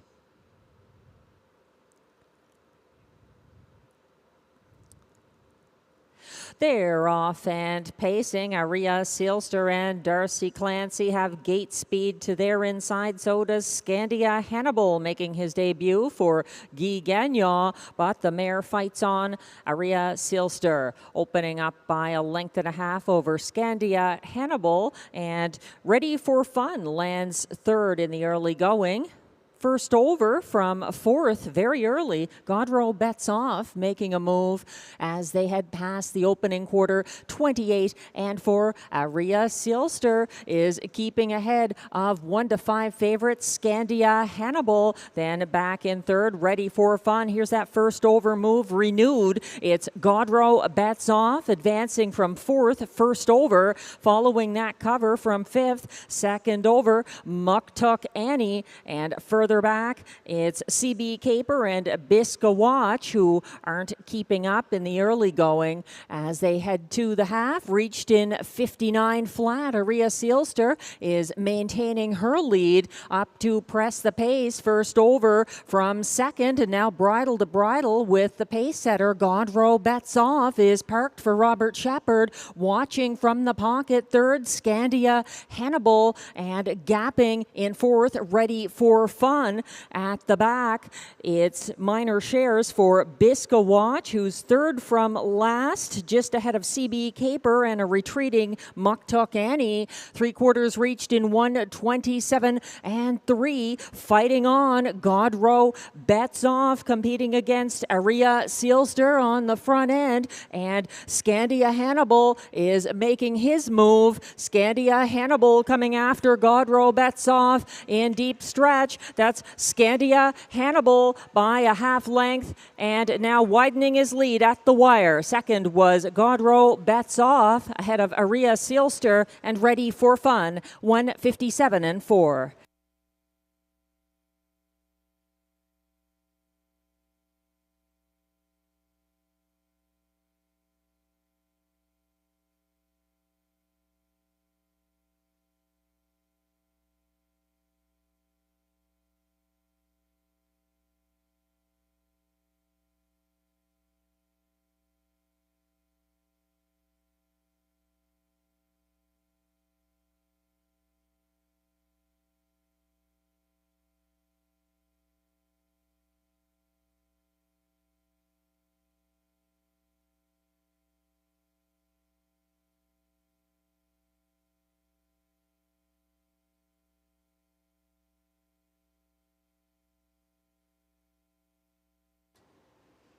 Unofficial race 8 results are now posted. 1-5 favorite. Number 4, Scandia Hannibal, breaks his maiden in his first lifetime start for Guy Gagnon.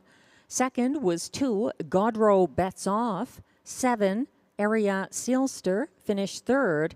And 8, Ready for Fun was fourth. Hold all tickets. Results are still unofficial.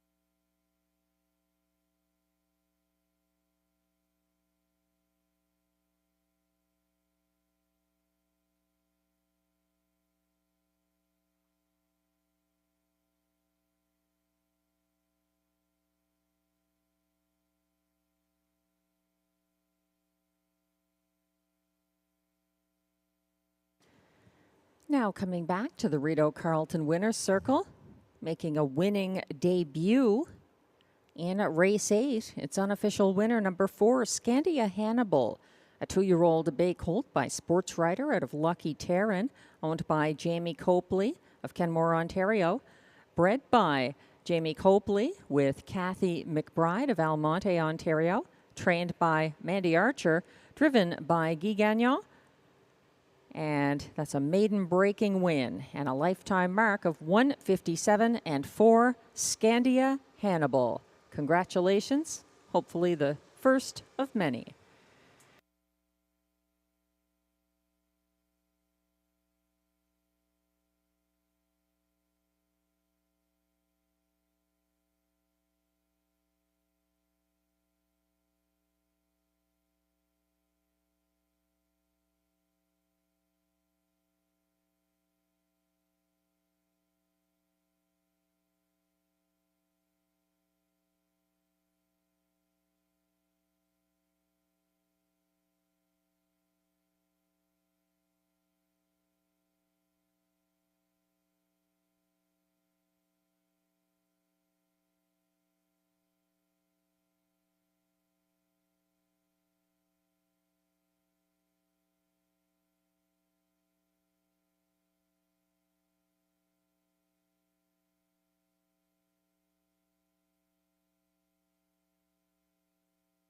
And race 8 is now official.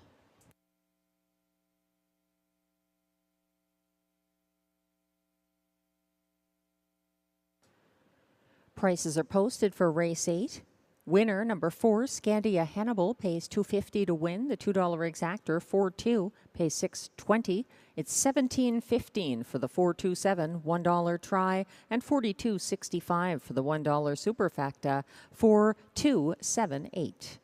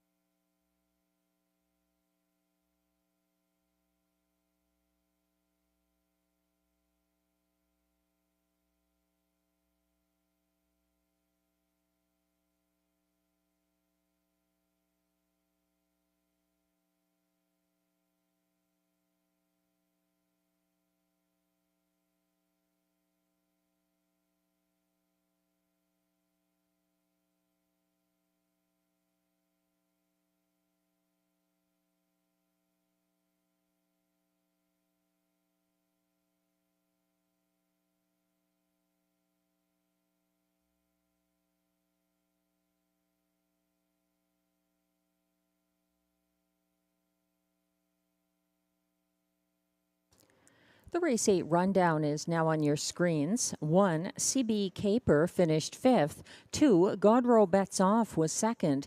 3, Biscawatch 6th. 4, Scandia Hannibal, a maiden winner for Guy Gagnon. 5, Destiny Road, Scratch. 6, Muktuk Annie, 7th. Aria Sealster, 3rd. And 8, Ready for Fun, 4th. From the top down, your program should read 526, 1 Scratch, 734. The fractions were 28 and 4 to the opening quarter, 59 flat at the half, 127 and 3 at 3/4, 157 and 4. The maiden breaking victory by Scandia Hannibal.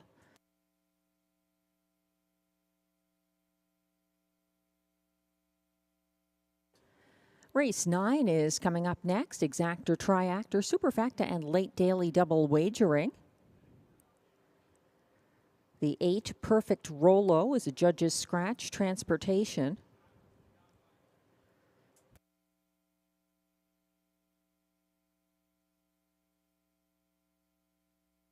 Six Curious Cortez is also a judge's scratch in upcoming race 9.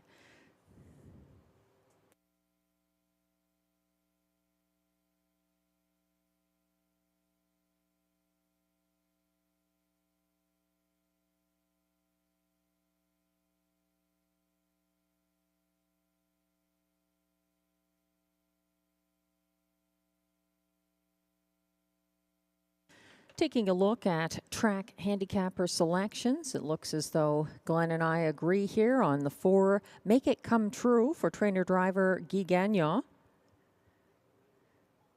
Getting the class relief that seems to help get back to the winner's circle. For second, Glenn is going to the 9 Surratt Hanover, a good place finisher behind Geisha's Treasure last Sunday. I'm using that one third and going with 3 Sunshine Love for Stefan Meyer and Mike Healy in the place spot. That one was a beaten favorite on Sunday. In the show spot, Glenn likes 7 Uber Hanover for Yves Corbin and Jimmy Gagnon. Also a show finisher in his most recent start here last Sunday. And to complete his ticket, the 2 On the Road to Texas for Mandy Archer and Robert Shepard. Completing that superfecta. I'm going to Uber Hanover, 4th in my superfecta. The favorites have been going very strong here tonight. Again, I would say unusually strong. So consensus would suggest between Glenn and I and the betting public that number 4, Make It Come True, is a deserving top choice here at odds of 1 to 5. He's getting his steepest class relief all year. His 3 2024 wins were on the front end at this track for Guy Gagnon. Not much else to add to make a case for the current favorite, number 4, Make It Come True. At odds of 3 to 1, number 3, Sunshine Love, my second choice, intrigues. He was a beaten 3 to 5 favorite here Sunday following Woodmere Gaelic from single file 3rd to the half. He was overtaken by the first over Rock and Roll Nation and then shuffled back and boxed in behind a retreating Big Pete Style on the last turn. Sunshine Love was flying 3 wide late down the stretch. He's 3 to 1 right now from post 3.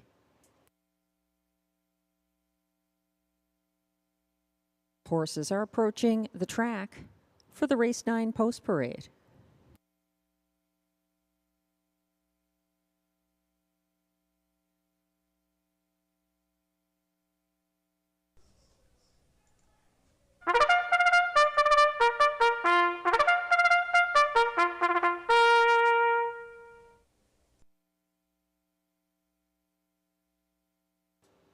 The post parade is on track for race 9. These pacers are non-winners of $200 per start in their last 10 starts. Also eligible $8,500 claimers for non-winners of $2,500 in their last 5 starts. Allowances for fillies and mares. The purse is $5,200.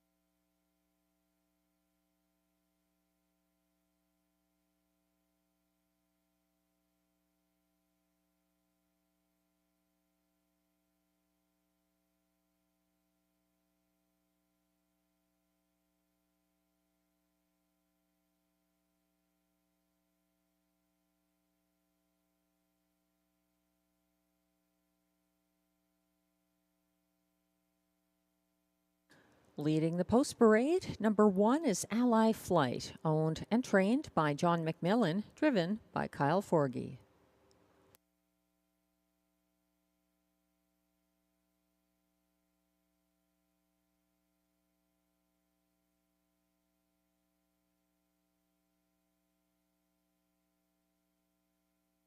Two is On the Road to Texas, owned by Jamie Copley, Kimberly Eaton, and Wayne Hutt, trained by Mandy Archer, driven by Robert Shepard.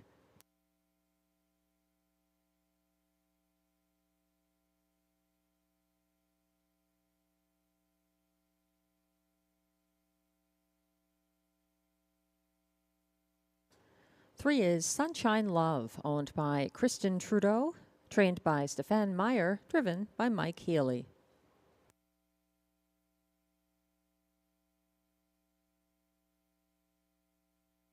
Four is 1 to 5 favorite, Make It Come True, owned by Écurie Guy Gagnon with Stephanie Gagnon, trained and driven by Guy Gagnon.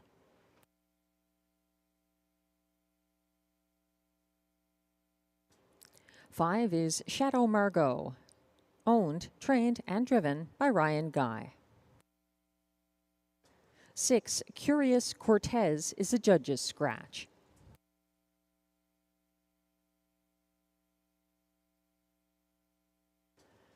7 is Uber Hanover, owned by Nicole Corbin, trained by Yves Corbin, and driven by Jimmy Gagnon. 8, Perfect Rolo is a judge's scratch, transportation.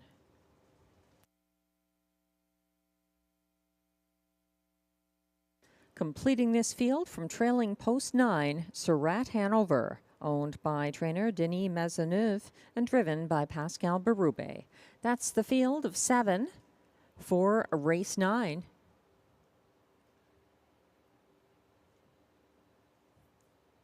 Offering exactor, triactor, superfecta, and late daily double wagering.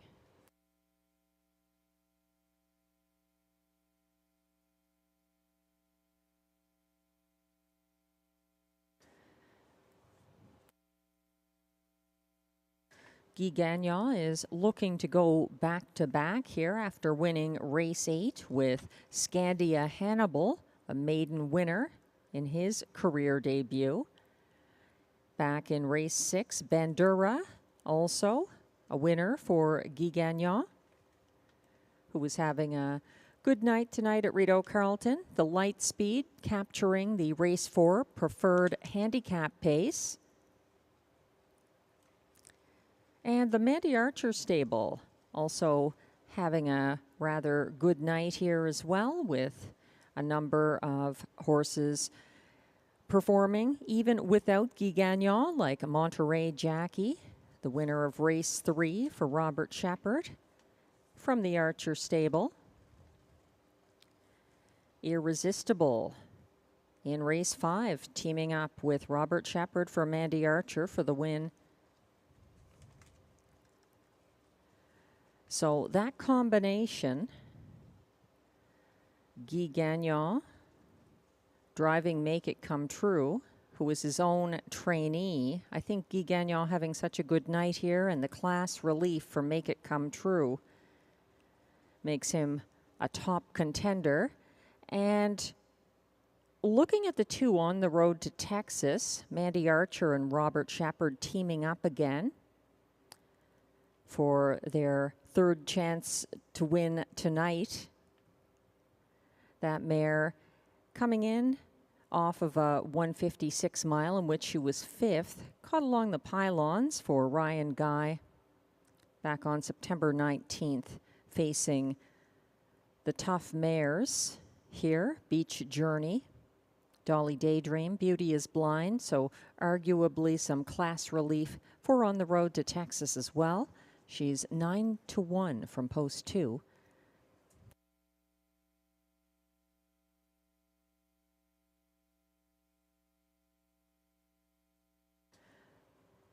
Surratt Hanover from post 9 is interesting, 11-1.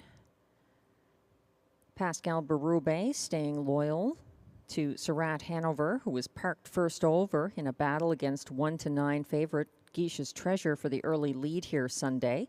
Surratt Hanover pocketed up before the quarter and was coming on again in deep stretch, pacing the field's co-second fastest closing quarter of 28-4. He's up in class here, but important to include in exotics. Could add a little value to those tickets when teamed up with popular favorite number 4, Make It Come True. 3-5 at the moment, who has dominated the win pool since the windows opened.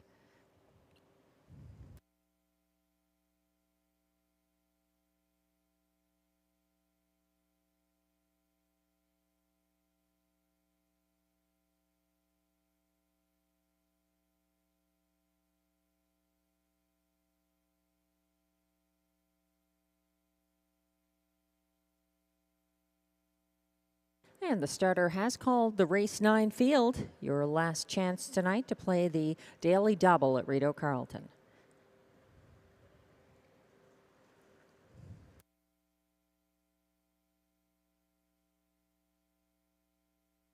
The Pacers are lining up in front of the grandstand. 1 is Ally Flight for Kyle Forgey. 2 on the road to Texas, Robert Shepard. 3, Sunshine Love, Mike Healy. 4, Make It Come True, Guy Gagnon. 5, Shadow Margot, Ryan Guy. 6, Curious Cortez is a judge's scratch. 7 is Uber Hanover for Jimmy Gagnon. 8, Perfect Rolo, also a judge's scratch. And the trailer is 9, Surratt Hanover for Pascal Berube. Spotting the others several lengths on the turn, Ally Flight and Surratt Hanover are catching up as the field approaches the backstretch.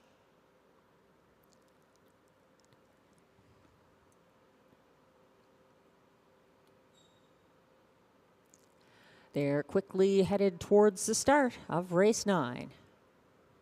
They're off and pacing, splitting horses, Make It Come True for Guy Gagnon is out to the early lead, backing down to third early. That's on the road to Texas. And first over, caught out in second right now. Uber Hanover is looking for room along the pylons, following from fourth early, a couple of lengths behind. That's Shadow Margot in the early going. And settling now, third, that's Uber Hanover, getting to the pylons as the quarter is reached in 27-3 by leader 1-5 favorite Make It Come True, who leads down the stretch the first time, keeping ahead of on the road to Texas, close up in the pocket. Then third, Uber Hanover. First over, Sunshine Love moves into fourth. Fifth on the inside, that's Shadow Margot. Coming second over, but going wide in the turn from last, Ally Flight.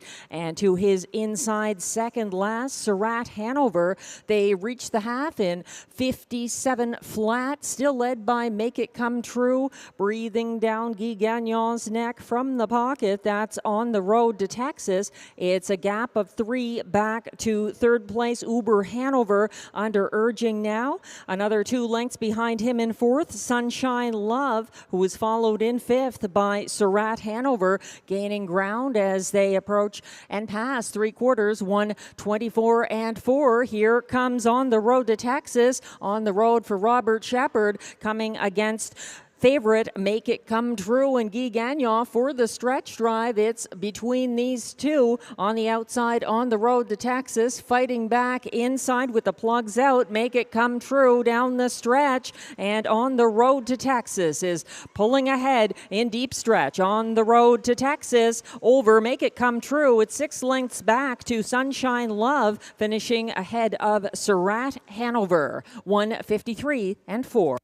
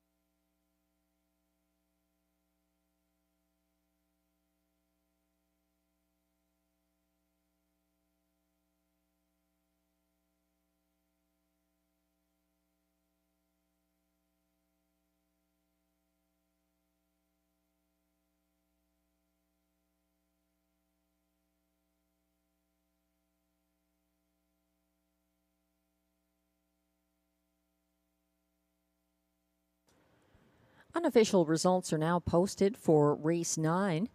Number 2, On the Road to Texas, the race winner for Robert Shepard.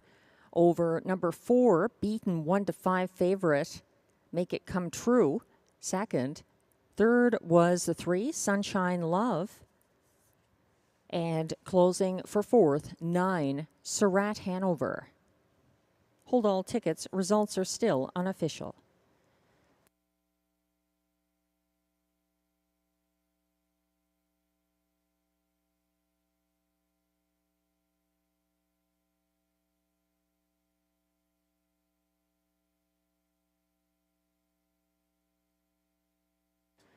Now coming back to the Rideau Carleton Winner's Circle for what I believe is her first Rideau Carleton victory.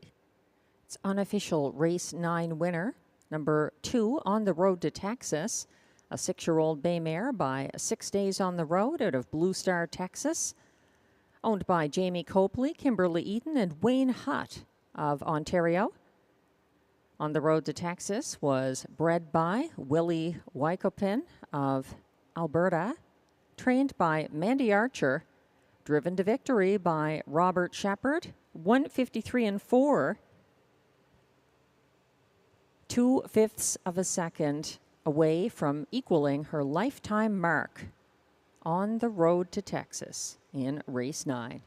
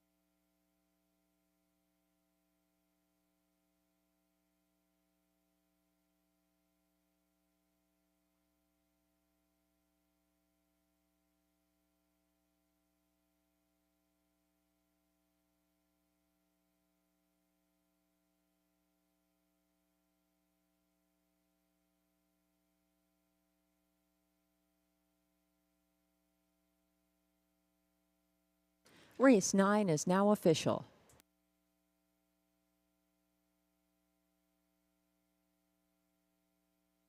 And prices are now posted. Number 2, On the Road to Texas, returns $18.20 to win. The $2 exactor, 2-4, pays $40.70. It's $62.25 for the $1 try, 2-4-3. And the $1 superfecta, 2-4-3-9, returns $216.15.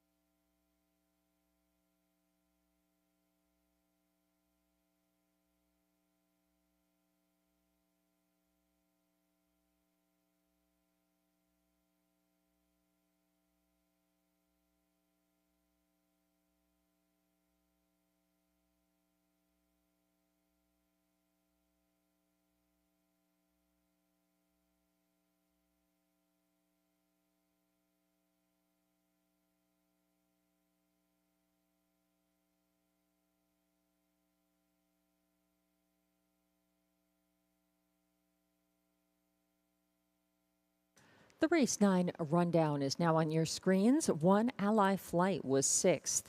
2, On the Road to Texas, the race winner for Robert Shepard. 3, Sunshine Love was 3rd. 4, Make It Come True, the 1-5 favorite, was 2nd. 5, Shadow Margot was 7th. 6, Curious Cortez was scratched. 7, Uber Hanover, 5th. 8, Perfect Rolo scratched. And 9, Surratt Hanover, 4th. From the top down, your program should read 61327, scratch 5, scratch 4. The fractions were 27 and 3 to the opening quarter, 57 flat at the half, 124 and 4 at 3/4, 153 and 4 the winning mile for On the Road to Texas.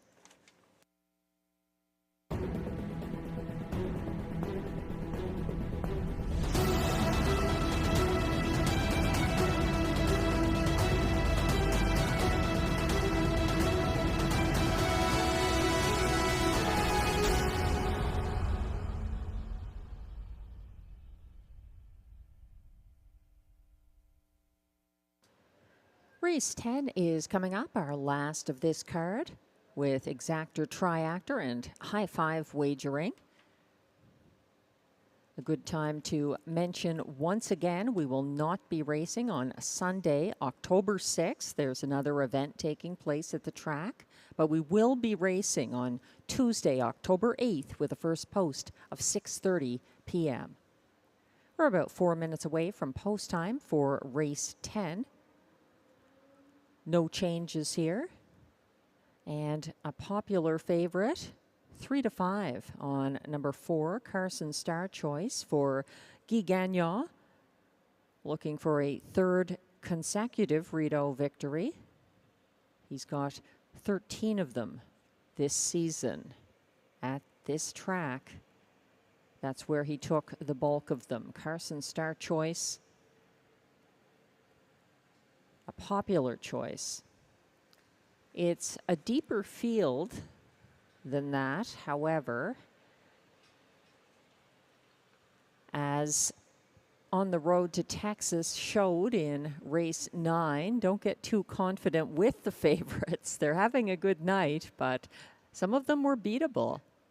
Glenn Pearson's top choice here is 15-1, Stonebridge Hermes, a winner for Ryan Guy last Sunday. And he's my second choice here. He's looking to go back-to-back on the driver change. For second, Carson Star choice is Glenn's choice, just ahead of the 5 Acapulco Sunburn for show, Perpetual Rock in fourth, and then to complete his super high 5, he's using the 3 He's Got a Vendetta. I'm putting Perpetual Rock on top of Stonebridge Hermes, Carson Star choice for third, ahead of Acapulco Sunburn for fourth, and to complete my high 5 ticket, the 7 Love My Rockin' Bird.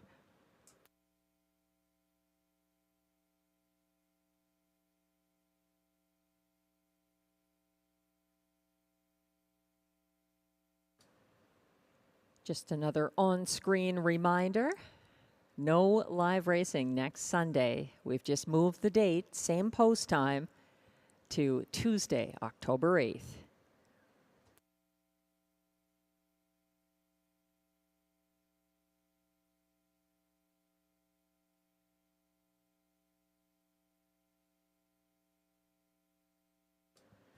As we wait for the post parade to come on track, just a quick look at some of the field. My top choice is 1, Perpetual Rock. He gets post relief here, and he was a 10-1 winner for Pascal Berube and Yves Tessier June 30th at a similar Rideau classification when he started from the rail here.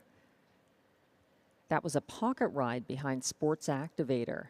Perpetual Rock was also a September 24th, 2023 winner at a slightly lower classification. He's up in class here, but that post really works to his advantage. Perpetual Rock, 6-1 at the moment from the rail. 2, Stonebridge Hermes impressed last Sunday on that driver change to Ryan Guy. He got away fourth behind Dillon's Bank, had a second over move to follow the cover of Beth's Show Off into the second turn. He was 3 wide, near 3/4 to circle stalling cover, and a multi-length winner. He's also up in class, and he's 7-1 as Glenn's top selection from post 2, Stonebridge Hermes. The favorite, now 1-2. That's the 4, Carson Star choice. Nearly unbeatable when he makes front early for Guy Gagnon. He allowed Acapulco Sunburn to take early command last Sunday, then circled him in front of the grandstand. He left Acapulco Sunburn, left the pocket in the stretch and closed in the field and cards fastest last quarter of 27-4. So he's a player here. He is 3-1 from post 5.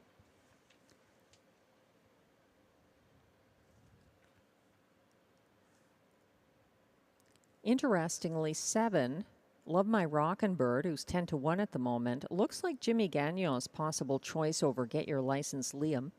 Love My Rockin' Bird got away last from the same post Sunday, trailed to 3/4 and had a ground-saving trip. He gained ground late in the field's second fastest closing quarter, 28-1.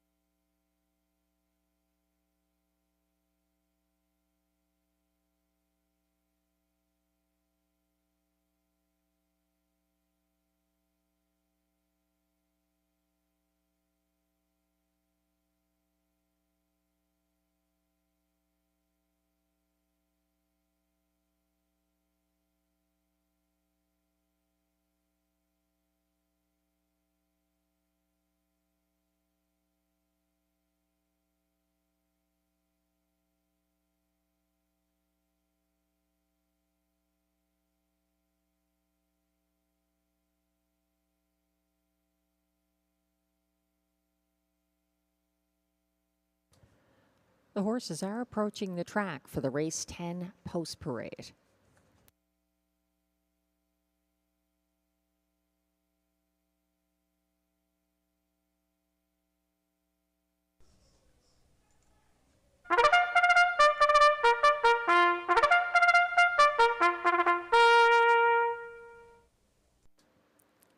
The race 10 pacers are non-winners of $40,000 lifetime, also eligible non-winners of $6,000 in their last 5 starts, or $1,200, that is, per start in 2024. Also eligible $18,000 claimers. They race for a purse of $8,000.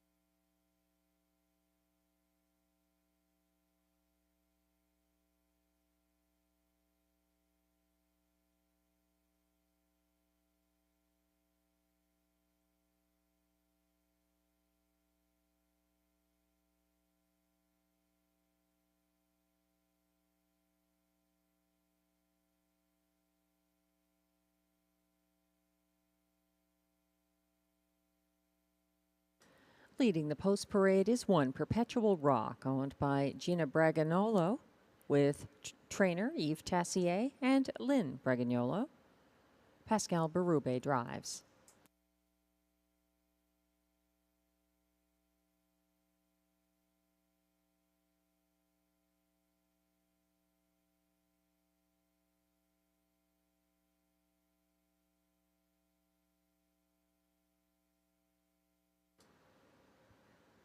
Three is He's Got a Vendetta, owned by Elizabeth Adam with Aidan Keeley Griffiths. John McMillan trains. Kyle Forgy drives. 2 is Stonebridge Hermes, owned and trained by Jacques Baudouin, driven by Ryan Guy.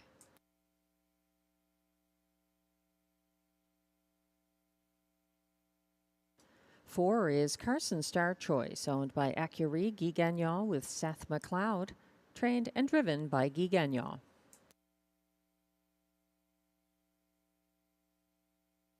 5 is Acapulco Sunburn, owned by Les Écuries BCL with Bruce Tremblay, trained by Isabelle Darvaux, driven by Robert Shepard.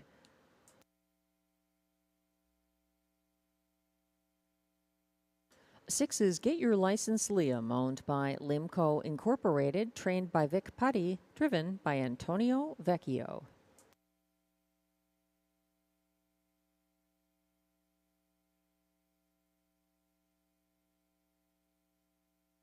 8 is Sauble Amber, owned, trained, and driven by Michel Legacy.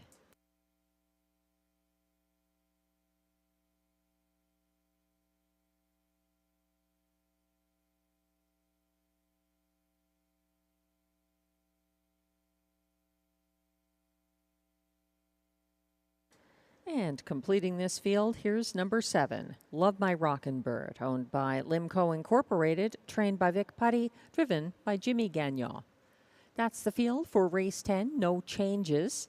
There's exactor, triactor, and super high 5 wagering.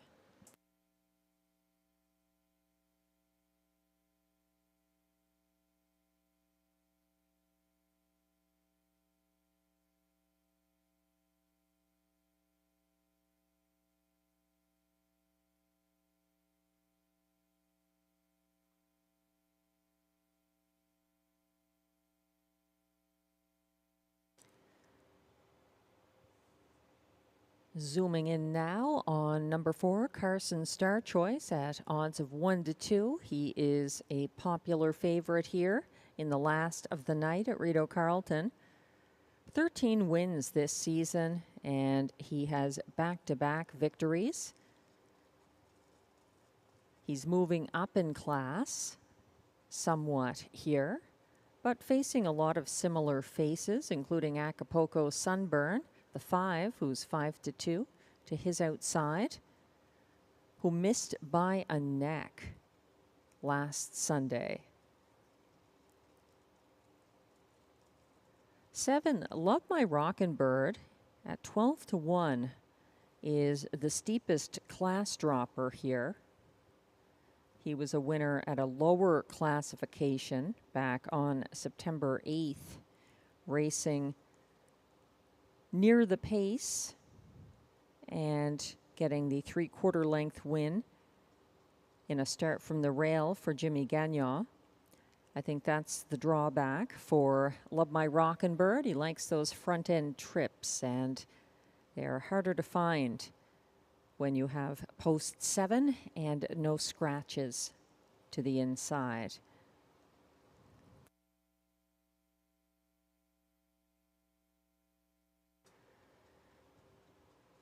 Glenn Pearson's top choice, number 2, Stonebridge Hermes, 5-1.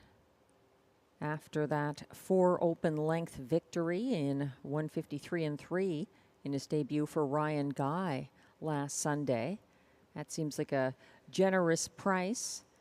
Also, Perpetual Rock, who usually does quite well from the rail, 7-1 on him is a nice price. He was a 10-1 winner from the rail here back on June 30th at a similar classification.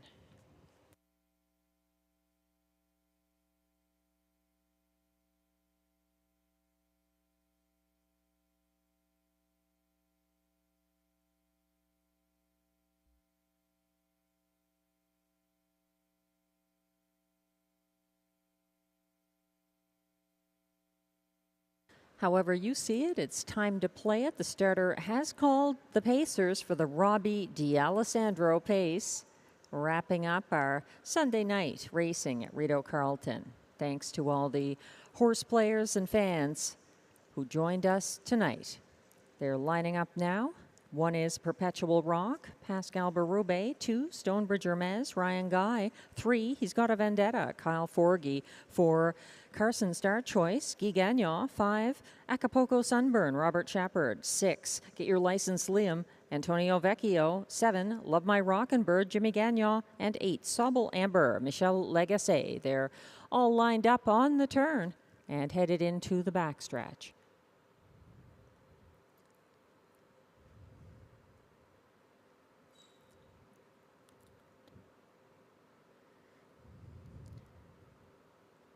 They're off and pacing, and 3 of them leaving together. Get Your License Liam, Acapulco Sunburn, and Carson Star Choice, all battling for the early lead. Parked out wide, that's Get Your License Liam fighting on. Sitting 2 lengths behind that front group, watching from 4th is Perpetual Rock. He is followed a couple of lengths back in 5th by Acapulco Sunburn as they reach that opening quarter. 27-1, moving on between horses. Carson Star Choice from the rail, that was Stonebridge Hermes, parking him in the early going. Still parked, that's Get Your License Liam, who's outside and challenging Carson Star Choice on the turn, followed by Stonebridge Hermes, single file 3rd, and behind him in 4th on the inside, that is Perpetual Rock, gaining ground, 2nd over now into 4th on the outside. Acapulco Sunburn, the half was reached in 56-2, and fighting on the front end. Carson Star Choice seems to have put away the challenge of the parked out Get Your License Liam, but not Acapulco Sunburn, who is now bridle to bridle with him as they head to 3/4 on the outside. That's Acapulco Sunburn for Robert Shepard. Stonebridge Hermes sitting 3rd and looming the danger. Also tipping now to come 2nd over from 4th for Pascal Berube. Perpetual Rock, 3/4 reached in 1:24-4, and Acapulco Sunburn putting the burn on Carson Star Choice as they round 4 home, looking for room up the inside. Stonebridge Hermes coming on wide. Perpetual Rock. Perpetual Rock is taking on Acapulco Sunburn. Perpetual Rock. Happy birthday, Pascal Berube. Stonebridge Hermes up for 2nd. Acapulco Sunburn looked to hold on for show, 153 and 3.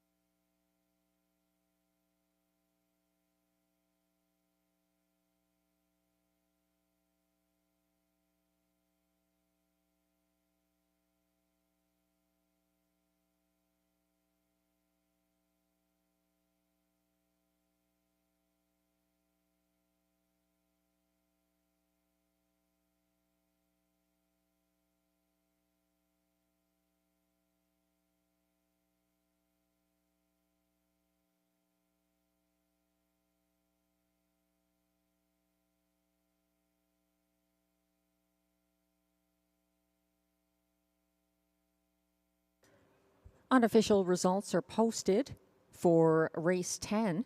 1, Perpetual Rock, the race winner for Pascal Berube. Second, as 6-5, beaten favorite. 5, Acapulco Sunburn. Third was 2, Stonebridge Hermes. Ahead of a fast closing Sauble Amber, 8, who finished 4th. Completing the high 5 was 4, Carson Star Choice, 1-5-2-8-4, the unofficial order of finish for race 10. Hold all tickets.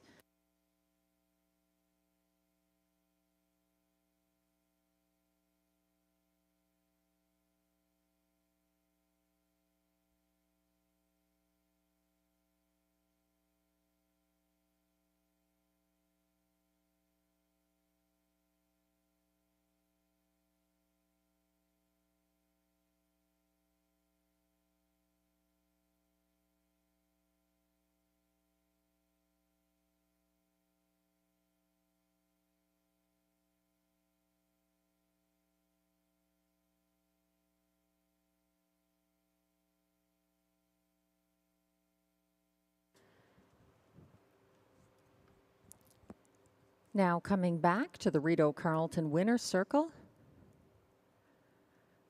Unofficial race 10 winner, number 1, Perpetual Rock. A 6-year-old brown gelding by Pet Rock at a Vanity Fairist, owned by Gina Bragagnolo and trainer Yves Tessier of Quebec, with Lynn Bragagnolo of Ontario. Perpetual Rock was bred by Steiner Stock Farm, Ohio, and driven to victory by Pascal Berube on his birthday. Bonafete. That is win number 4 this season, and he equals his seasonal best, 153 and 3. Perpetual Rock.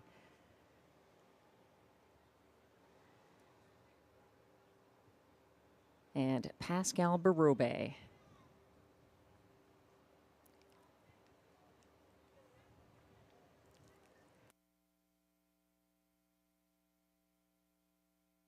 And results are now official.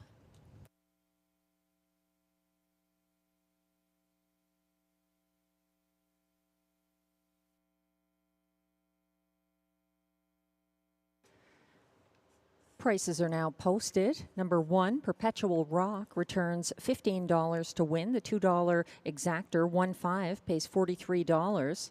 The $1 pick 3, 3 of 3, $168.50. The $1 pick 4, 4 of 4, $517.75. The 20-cent pick 5, 5 of 5, $117.66. Or $588.30 for the $1 pick 5. There's a 20-cent super high 5, 15284, returns $414.43. The $1 triactor, 152, pays $50.65, and the $2 late double, 2-1, returns $161 even.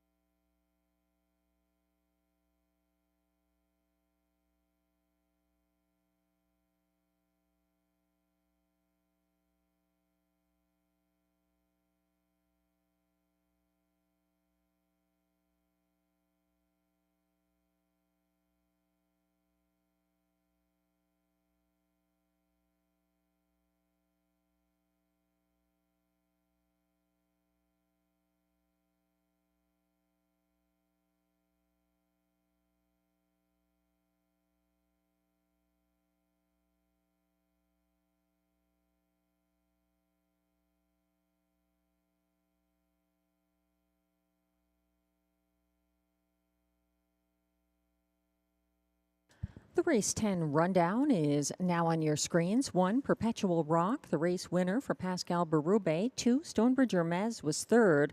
3, He's Got a Vendetta, 6th. 4, Carson Star Choice, 5th. 6 to 5 favorite number 5, Acapulco Sunburn was 2nd. 6, Get Your License Liam was 8th. 7, Love My Rockin' Bird finished 7th. And 8, Sobble Amber closed for 4th. From the top down, your program should read 1-3-6-5-2-8-7-4. The fractions were 27 and 1 to the opening quarter, 56 and 2 at the half, 124 and 4 at three quarters, 153 and 3, a seasonal best equaling mile for Perpetual Rock and driver Pascal Berube. And that concludes our Sunday night card here at Rideau Carleton. We appreciate the wagering support. Tonight's handle, $277,684. We'll be back again this Thursday, October 3rd,